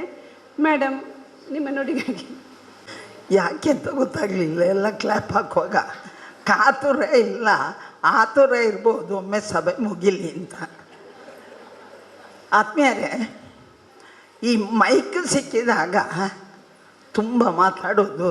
ಹಾಗೆಯೇ ಈ ಪನ್ನೀರು ಮದುವೆಯಲ್ಲಿ ಪನ್ನೀರು ಸಿಂಪಡಿಸುವವರು ಅದರ ದಾನಿಯನ್ನೇ ಚೆಲ್ಲುವುದು ಸರಿಯಲ್ಲಂತೆ. ಹಾಗೆ ಅಧ್ಯಕ್ಷರ ಭಾಷಣ ಅಂತ ಹೇಳಿದರೆ ಇವ್ರದಕ್ಕೆ ಎಲ್ಲರದ್ದಕ್ಕೆ ಒಗ್ಗರಣೆ ಹಾಕಿ ನಿಲ್ಲಿಸುವಂಥದ್ದು. ಬಹುಶಃ ಒಂದು ವ್ಯಕ್ತಿ ಹುಟ್ಟಿದವರು ಎಲ್ಲ ಸಾಯ್ತಾರೆ, ಆದರೆ ಸತ್ತವರನ್ನು ಬದುಕಿದಕ್ಕಿಂತ ಹೆಚ್ಚು ನೆನಪು ಉಳಿಸಿಕೊಡುವಂಥದ್ದು ಸಂಸ್ಮರಣೆ. ಅಂತಹ ಕೆಲಸ ಮಾಡಿದಂತಹ ಪತ್ನಿಯ ಬಗ್ಗೆ ಮರಣ ಪಟ್ಟು ಇಷ್ಟು ವರ್ಷ ಆದರೂ ಇನ್ನೂ ಆ ಭಾವನಾತ್ಮಕ ಸಂಬಂಧವನ್ನು ನೆನೆಸಿಕೊಂಡು ಕಾರ್ಯಕ್ರಮ ರೂಪಿಸಿದಂತಹ ಡಾಕ್ಟರ್ ವಿ ಜಿ ಭಟ್ರಿಗೆ ನಾನು ಮನದ ಅಂತರಾಳದಿಂದ ಹೃದಯಾಂತರಾಳದಿಂದ ಅಭಿನಂದನೆ ಸಲ್ಲಿಸ್ತಾ ಇದ್ದೇನೆ. ಯಾಕಂದರೆ ಅವರು ತೀರಿ ಇಷ್ಟು ವರ್ಷ ಆದರೂ ಇಡೀ ಕುಟುಂಬವನ್ನು ಹಿಡ್ಕೊಂಡು ಬಂದು ಬಂಧುಗಳ ಸಮೇತ ಇವತ್ತು ಒಂದು ಸ್ವಲ್ಪ ನಮಗೂ ಬೇಸರ. ಯಾಕಂದರೆ ನಮ್ಮದೇ ಒಂದು ಕಾರ್ಯಕ್ರಮ ಇನ್ನು ಟೌನ್ ಹಾಲಲ್ಲಿ ಬಹಳ ದೊಡ್ಡ ಕಾರ್ಯಕ್ರಮ ಆಗ್ತದೆ. ಅದರಿಂದ ವಿಜಯಕ್ಕೊಬ್ಬರು ಎದ್ಕೊಂಡು ಬಂದಿದ್ದಾರೆ. ಎಲ್ಲ ಅಲ್ಲಿದ್ದ ಕಾರಣ ಇವತ್ತು ಸ್ವಲ್ಪ ಜನ ಕಡಿಮೆ ಆಯಿತು. ಆದರೂ ಒಳ್ಳೆಯ ಒಂದು ಕಾರ್ಯಕ್ರಮವನ್ನು ಕೊಟ್ಟಿದ್ದೀರಿ, ಅದಕ್ಕಾಗಿ ನಿಮಗೆ ಅಭಿನಂದನೆ ಸಲ್ಲಿಸ್ತಾ ಇದ್ದೇನೆ. ಸೋಮಣ್ಣ ಯಾರು ಅಂತಲೇ ನನಗೆ ಗೊತ್ತಿಲ್ಲ. ಆದರೆ ಅವರಲ್ಲಿ ನಾನೇ ಹೋಗಿ ನೀವು ಯಾರು ಅಂತ ಕೇಳುವಂಥ ಪರಿಸ್ಥಿತಿ ನಂದು. ಅಂತಹ ಅವರ ಸಹೋದ್ಯೋಗಿಯಾಗಿ ಏನೇನು ಅವರ ಜೊತೆ ಕಲಿತಿದ್ದೇನೆ ಸೇರಿದ್ದೇನೆ ಅಂತ ಹೇಳುವಂತಹ ಸೋಮಣ್ಣನವರು, ಅವರ ಬಗ್ಗೆ ನೀವು ಭಾಳಷ್ಟು ಹೇಳಿದಿರಿ ಸರ್. ನಮಗೂ ಸ್ವಲ್ಪ ಗೊತ್ತಾಯಿತು.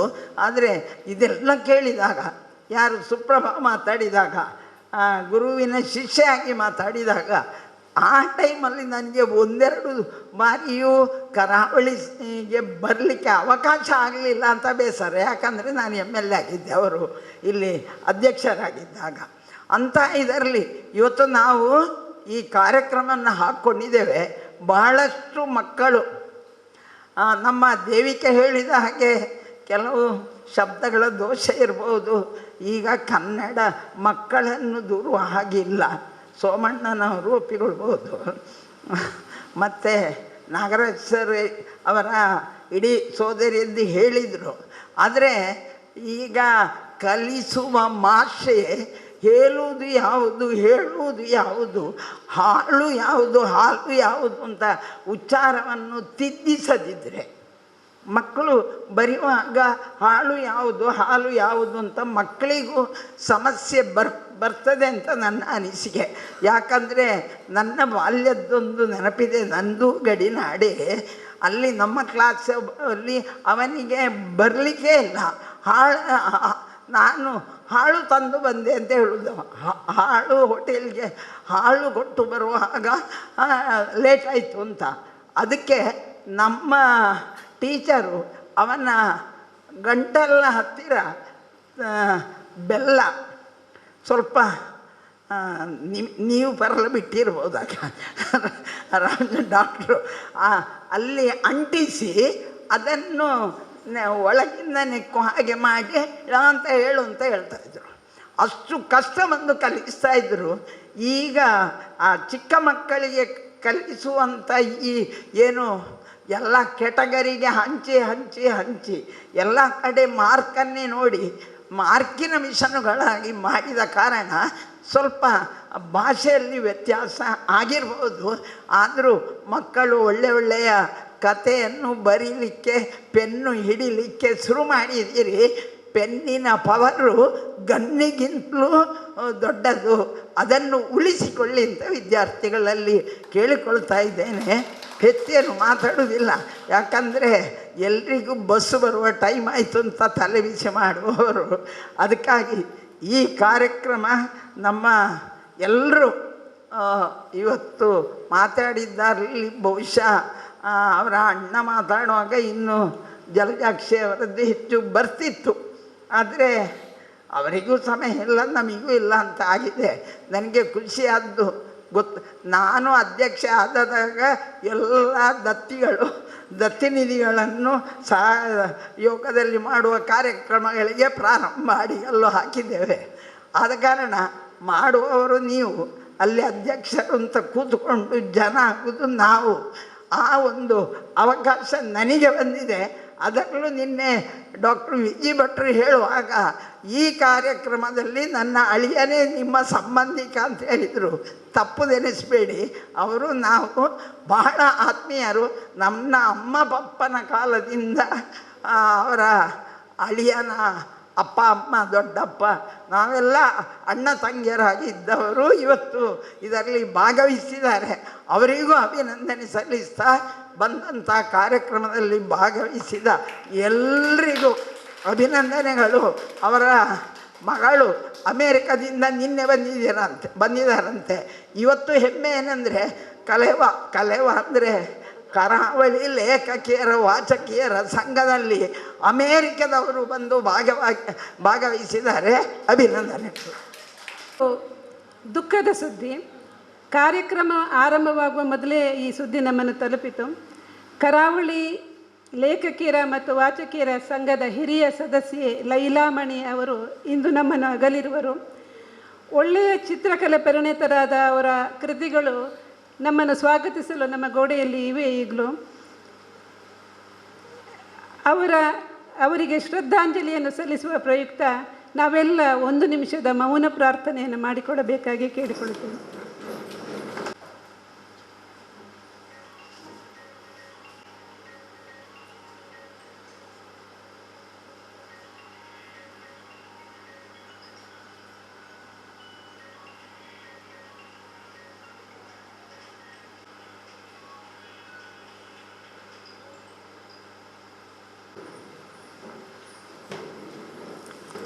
ಬಂದ ಅತಿಥಿಗಳನ್ನು ಗೌರವಿಸುವುದು ಬಹುಶಃ ನಮ್ಮ ಸಂಪ್ರದಾಯ. ಹಾಗಾಗಿ ಡಾಕ್ಟರ್ ವಿ ಜಿ ಭಟ್ ಅವರು ಅತಿಥಿಗಳಿಗೆ ಸ್ಮರಣಿಕೆಗಳನ್ನು ನೀಡಿ ಗೌರವಿಸಬೇಕು ಅಂತ ಕೇಳಿಕೊಳ್ತೇನೆ.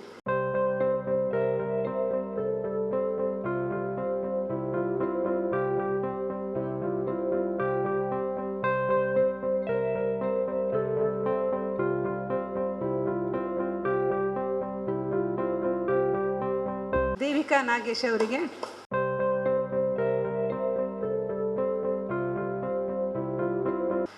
ಮತ್ತೋರ್ವ ತೀರ್ಪುಗಾರ್ತಿ ಡಾಕ್ಟರ್ ಜ್ಯೋತಿ ಚೋಳಿಯರ್ ಅವರು ವೇದಿಕೆಗೆ ಬರಬೇಕಾಗಿ ಕೇಳಿಕೊಳ್ತೇನೆ.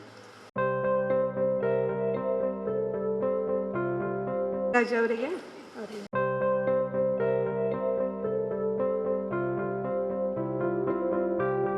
ಜಗನ್ನಾಥ್ ಅವರಿಗೆ,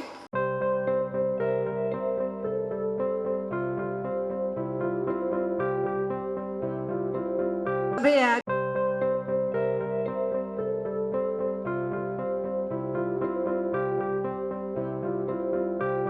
ಆರ್ ಕೃಷ್ಣವೇಣಿ ಅವರು ವೇದಿಕೆಗೆ ಬರಬೇಕಾಗಿ ಕೇಳಿಕೊಳ್ತೇನೆ.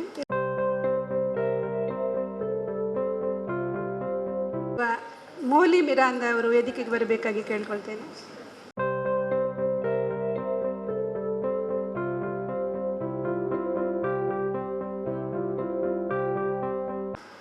ಪ್ರತಿ ವರ್ಷ ಇದೊಂದು ನನ್ನೊಂದು ಕಾಯಿಲೆ ಆಗಿಬಿಟ್ಟಿದೆ. ಮೊದಲು ಮರೆಯೋದು, ಆಮೇಲೆ ನೆನಪಿಸ್ಕೊಳ್ಳೋದು, ಆಮೇಲೆ ಮಾತಾಡೋದು. ಮೊದಲು ನನಗೆ ಕೊಟ್ಬಿಡ್ತಾರೆ, ಆಮೇಲೆ ನೆನಪಾಗ್ತದೆ ನನಗೆ. ತುಂಬ ಜನ ಪ್ರೊಫೆಸರ್ಗಳಿಗೆ ಈಗ ಆಗುತ್ತಂತೆ, ಮೊದಲು ಮರೆತು ಹೋಗೋದು ಮತ್ತು ಆಮೇಲೆ ಹೇಳೋದು. ಇದು ಪ್ರೊಫೆಸರದ್ದು ಒಂದು ಸೋಮಣ್ಣವ್ರು ನಗ್ತಾ ಇದ್ದಾರೆ. ಪ್ರೊಫೆಸರ್ಗಳಿಗೆ ಇದೊಂದು ಕಾಯಿಲೆ ಅಂತ ಹೇಳ್ತಾರೆ. ನನಗೀಗ ನಾನು ಅದೇ ಇದರಲ್ಲಿದ್ದವನು. ನಮ್ಮ ವೇದಿಕೆ ಮೇಲಿದ್ದವರನ್ನು ನಾನು ಇದು ಮಾಡಿದ್ದೆ. ದೇವಿಕಾ ನಾಗೇಶ್ ಅವರನ್ನು ಮರೆತು ಬಿಟ್ಟಿದ್ದೆ. ತುಂಬ ಆತ್ಮೀಯರು. ನಾವೆಲ್ಲಿ ಉರ್ವಾ ಟೂರ್ನಲ್ಲಿ ಇಲ್ಲೇ ಇದ್ದು ಆಗಾಗ ಮನೆಗೂ ಬರ್ತಾಯಿದ್ದು. ಅವರಿಗೆ ಜಲಜಾಕ್ಷಿ ಮೇಲೆ ತುಂಬ ಅಭಿಮಾನ. ಹಾಗೆ ಇದರಿಂದ ನನ್ನನ್ನು ಕೂಡ ಸೇರಿಸ್ಕೊಂಡು ಹೂವಿನೊಟ್ಟಿಗೆ ದಾರು ಹೋಯಿತು ಅಂತ ಹೇಳಿದಂಗೆ ನನ್ನನ್ನು ಸೇರಿಸ್ಕೊಂಡು ಹೊಗಳ್ತಾರೆ. ತುಂಬ ಆತ್ಮೀಯರು. ನೋಡಿ, ಅವರಿಗೆ ಅವರು ತಾವಾಗೇ ತೀರ್ಪುಗಾರರಾಗಿ ಮಾಡ್ಕೊಳ್ಳಿಕ್ಕೆ ಒಪ್ಕೊಂಡ್ರು. ನಾನು ಕಳಿಸಿದ 2 ದಿನಕ್ಕೆ ನನಗೆ ಕಳಿಸಿ ಮಾಡಿದ್ದೇನೆ ಸರ್, ನನ್ನ ಕೆಲಸ ನಾನು ಮುಗಿಸ್ಬಿಟ್ಟಿದ್ದೇನೆ ನೋಡಿ ನೀವು. ಅಲ್ಲ, ನಾನು ಈ ಕಡೆ ಕಳಿಸಿದ್ದೀನಿ, ಈಚೆಗೆ ಮತ್ತೆ ಬಂದೇ ಬಿಡ್ತು ಅನ್ನುವಷ್ಟು ಬೇಗ, ಅಷ್ಟು ಅಂದರೆ ಎಲೆಕ್ಟ್ರಾನಿಕ್ ಅಷ್ಟು ವೇಗದಲ್ಲಿ ಮಾಡಿದ್ದಾರೆ. ಹಾಗಾಗಿ ನನಗೆ ಆಶ್ಚರ್ಯ ಆಯಿತು. ನನಗೆ ಕೊಟ್ಟಿದ್ದರೆ ನಾನು ಇನ್ನೊಂದು 8 ದಿನ ಹೋಗೀತಿದ್ದೆ.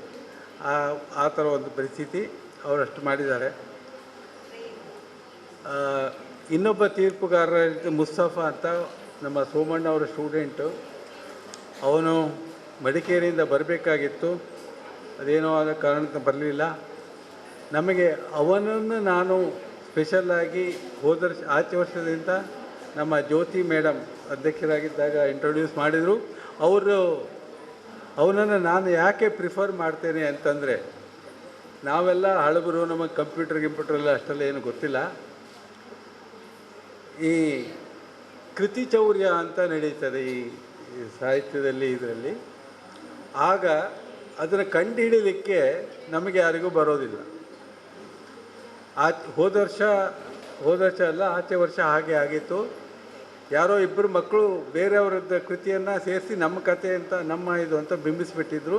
ನಾವೆಲ್ಲ ಹೌದು ಅಂತ ಚೆನ್ನಾಗಿದೆ ಅಂತ ನಂಬ್ಕೊಂಡಿದ್ವಿ. ಕೊನೆಗೆ ಅವನು ಕಂಡುಹಿಡಿದ. ಅದಾದ ಮೇಲೆ ನಾವು ಅದನ್ನು ವಿಡ್ರಾ ಮಾಡಿದ್ವಿ, ಅವರಿಗೆ ಬಂದ್ಬಿಟ್ಟು. ಹಾಗೆ ಯಾರಿದ್ದೋ ಕೃತಿಯನ್ನು ಇದು ಮಾಡಿಕೊಂಡು ನಮ್ಮದೇ ಕೃತಿಯನ್ನು ಬಿಂಬಿಸಿ ನಮ್ಮನ್ನು ಮೋಸ ಮಾಡಿ, ನಾವು ಮೋಸ ಮಾಡುವವರು ಅಂತ ಆಗ್ಬಿಡಬಾರ್ದು ಅನ್ನೋ ಒಂದು ದೃಷ್ಟಿಯಿಂದ ಅಂಥ ಒಂದು ಇದನ್ನು ಇಟ್ಕೊಂಡಿದ್ದೆ. ಹಾಗಾಗಿ ಅವನು ಮಾಡಿಕೊಟ್ಟಿದ್ದಾನು, ಬರಲಿಲ್ಲ ಏನೋ ಇದರಿಂದ. ಮತ್ತೊಬ್ಬರು ಜ್ಯೋತಿ ಮೇಡಮ್, ಇಷ್ಟುವರೆಗೆ ಅವರು ಒಪ್ಕೊಳ್ತಿರ್ಲಿಲ್ಲ, ಯಾಕಂದರೆ ಅಧ್ಯಕ್ಷರಾಗಿದ್ದರು, ಮಾಡಿ ಸರಿಯಲ್ಲ ಅಂತ ಇರಲಿಲ್ಲ. ಈ ವರ್ಷ ಅವರು ಅಧ್ಯಕ್ಷ ಪಟ್ಟಿಸಿಂದ ಹಿಡಿದು ಮತ್ತೊಬ್ಬರು ಬಂದಿದ್ದಾರೆ. ಹಾಗಾಗಿ ಅವರು ಒಪ್ಕೊಂಡಿದ್ದಾರೆ, ತುಂಬ ಚೆನ್ನಾಗಿ ಮಾಡಿಕೊಟ್ಟಿದ್ದಾರೆ. ಇವರನ್ನು ನಾನು ಸ್ಪೆಷಲಾಗಿ ಹೇಳಬೇಕು. ನಂತರ ನನ್ನ ಸಹೋದ್ಯೋಗಿಗಳಾದ ಡಾಕ್ಟರ್ ಕೇಶವನಾಥ್ ಬಂದಿದ್ದಾರೆ, ಅವ್ರು ಪ್ರತಿ ವರ್ಷ ಬರ್ತಾರೆ. ಈ ವರ್ಷ ಸ್ಪೆಷಲ್ಲಾಗಿ ಮತ್ತು ಮೊನ್ನೆ ನಮ್ಮ ಮಗಳ ಇರೋ ಜಾಗದಿಂದ ಹಿಂದೆ ಬಂದಂಥ ಡಾಕ್ಟರ್ ಶಿವಪ್ರಕಾಶ್, ಏನಂದರೆ ವಿಶೇಷ ಏನಂದರೆ ನಾನು ಶಿವಪ್ರಕಾಶ್ ಕೊಲೀಗ್ಸು, ಜಲಜಾಕ್ಷಿ ಮತ್ತು ಶಿವಪ್ರಕಾಶ್ ಮಿಸ್ಸಸ್ಸು, ನೋಡಿ ಇದು ಒಂದು ಕಾಯಿಲೆನೇ, ಅವರು ಕೂಡ ಕೊಲೀಗ್ಸ್. ಹಾಗೆ ಆ ಥರದ ಬಾಂಧವ್ಯ ನಮ್ಮದು. ಅವರು ಬಂದಿದ್ದಾರೆ ನಮ್ಮ ಇದು ಕರೆಗೊಟ್ಟು, ಅವರನ್ನು ಸ್ವಾಗತಿಸ್ತೇನೆ, ಹಾಗೆ ಸ್ಮರಿಸ್ತೇನೆ. ನಮ್ಮ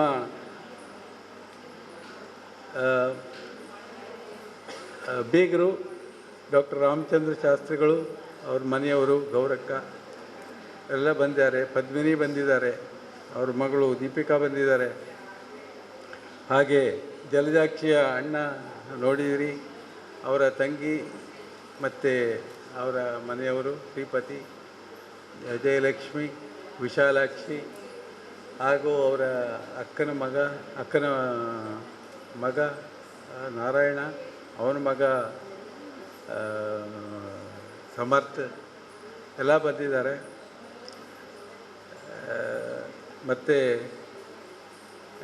ಶೈಲಜಾ ಬಂದಿದ್ದಾರೆ, ಅವರ ಅಕ್ಕನ ಮಗಳು ತುಳಸಿ ಬಂದಿದ್ದಾರೆ. ಇವರನ್ನೆಲ್ಲ ನಾನು ಆಗ ಬಹುಶಃ ನೋಡ್ದಿರ್ದಿದ್ದಂಗೆ ಆಗೋಗಿತ್ತು. ಈಗ ಹೇಳ್ತಾ ಇದ್ದೆ, 2 ನಿಮಿಷ ಟೈಮ್ ತಗೊಂಡು.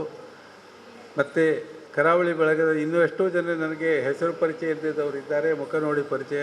ಅವರನ್ನೆಲ್ಲರನ್ನ ಮತ್ತೆ ನೆನೆಸ್ಕೊಂಡು ನಮಗೆ ಸಹಕರಿಸಿದಂಥ ಅವರಿಗೆಲ್ಲ ಕೃತಜ್ಞತೆ ನೆನಪಿಸಿ ನನ್ನ 2 ಮಾತನ್ನು ಮುಗಿಸ್ತೇನೆ.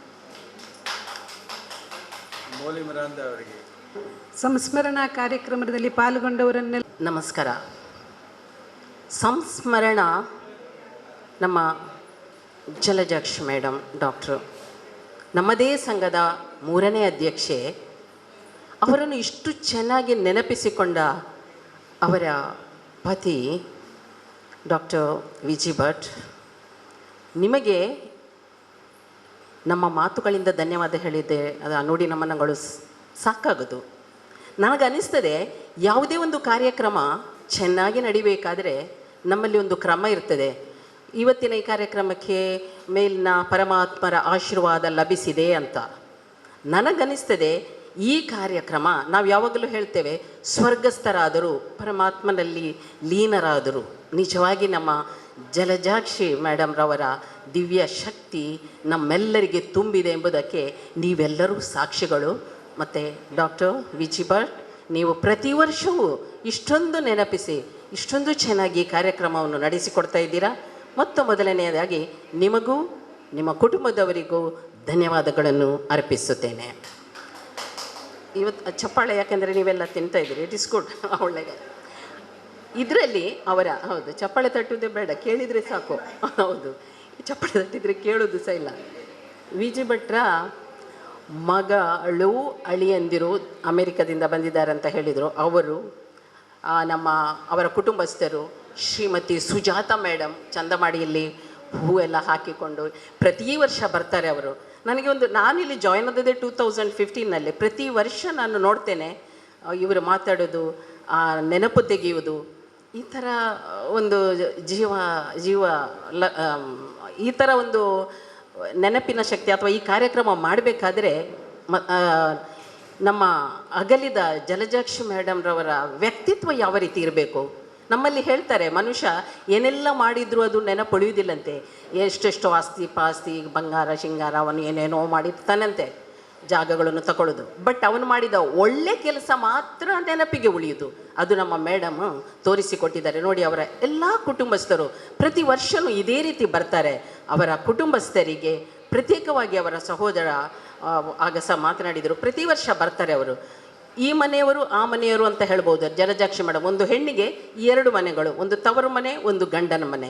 ಆ 2 ಮನೆಯವರು ಇಷ್ಟು ಚೆನ್ನಾಗಿ ಸ್ಮರಿಸುವುದು ನಮ್ಮ ಜಲಜಾಕ್ಷಿ ಮೇಡಮ್ರವನ್ನೆಂದರೆ ಅದೆಷ್ಟು ಸಂತೋಷ ನಮಗಾಗ್ತದೆ. ಯಾಕೆಂದರೆ ನಾವೆಲ್ಲ, ಅವರು ಹೇಳಿದರು, ನಾವು ಅವರ ಕುಟುಂಬದವರು, ಕರಾವಳಿ ಲೇಖಕಿ ವಾಚಕಿಯರ ಸಂಘದವರು.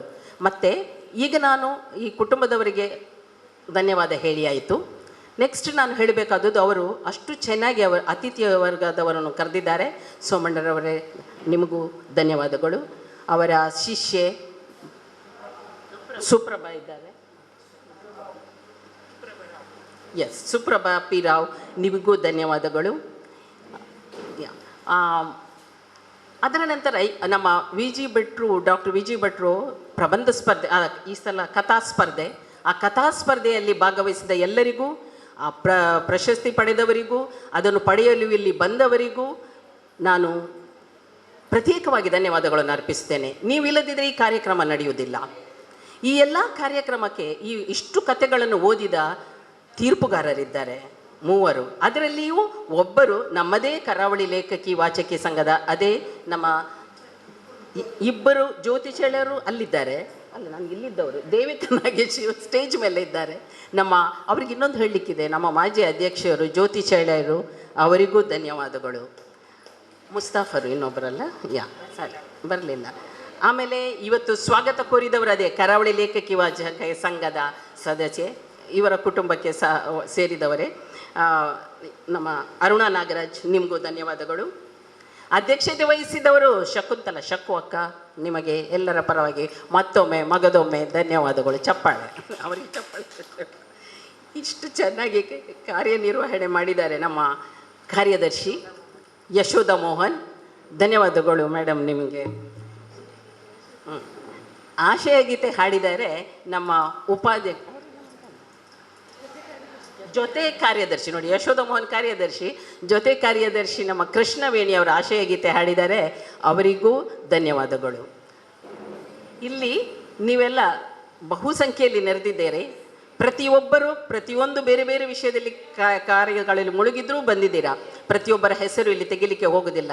ಮತ್ತೊಮ್ಮೆ ಮಗದೊಮ್ಮೆ ಇಲ್ಲಿ ನೆನಪಿಸಿಕೊಂಡ, ನೆನಪು ಬಾರದೇ ಇದ್ದವರ ಹೆಸರು ಬರದೇ ಇದ್ದರೂ ನನ್ನನ್ನು ಕ್ಷಮಿಸುತ್ತಾ ಮತ್ತೊಮ್ಮೆ ಎಲ್ಲರಿಗೂ ಧನ್ಯವಾದಗಳು, ನುಡಿ ನಮನಗಳು, ಧನ್ಯವಾದಗಳು. Thank you very much.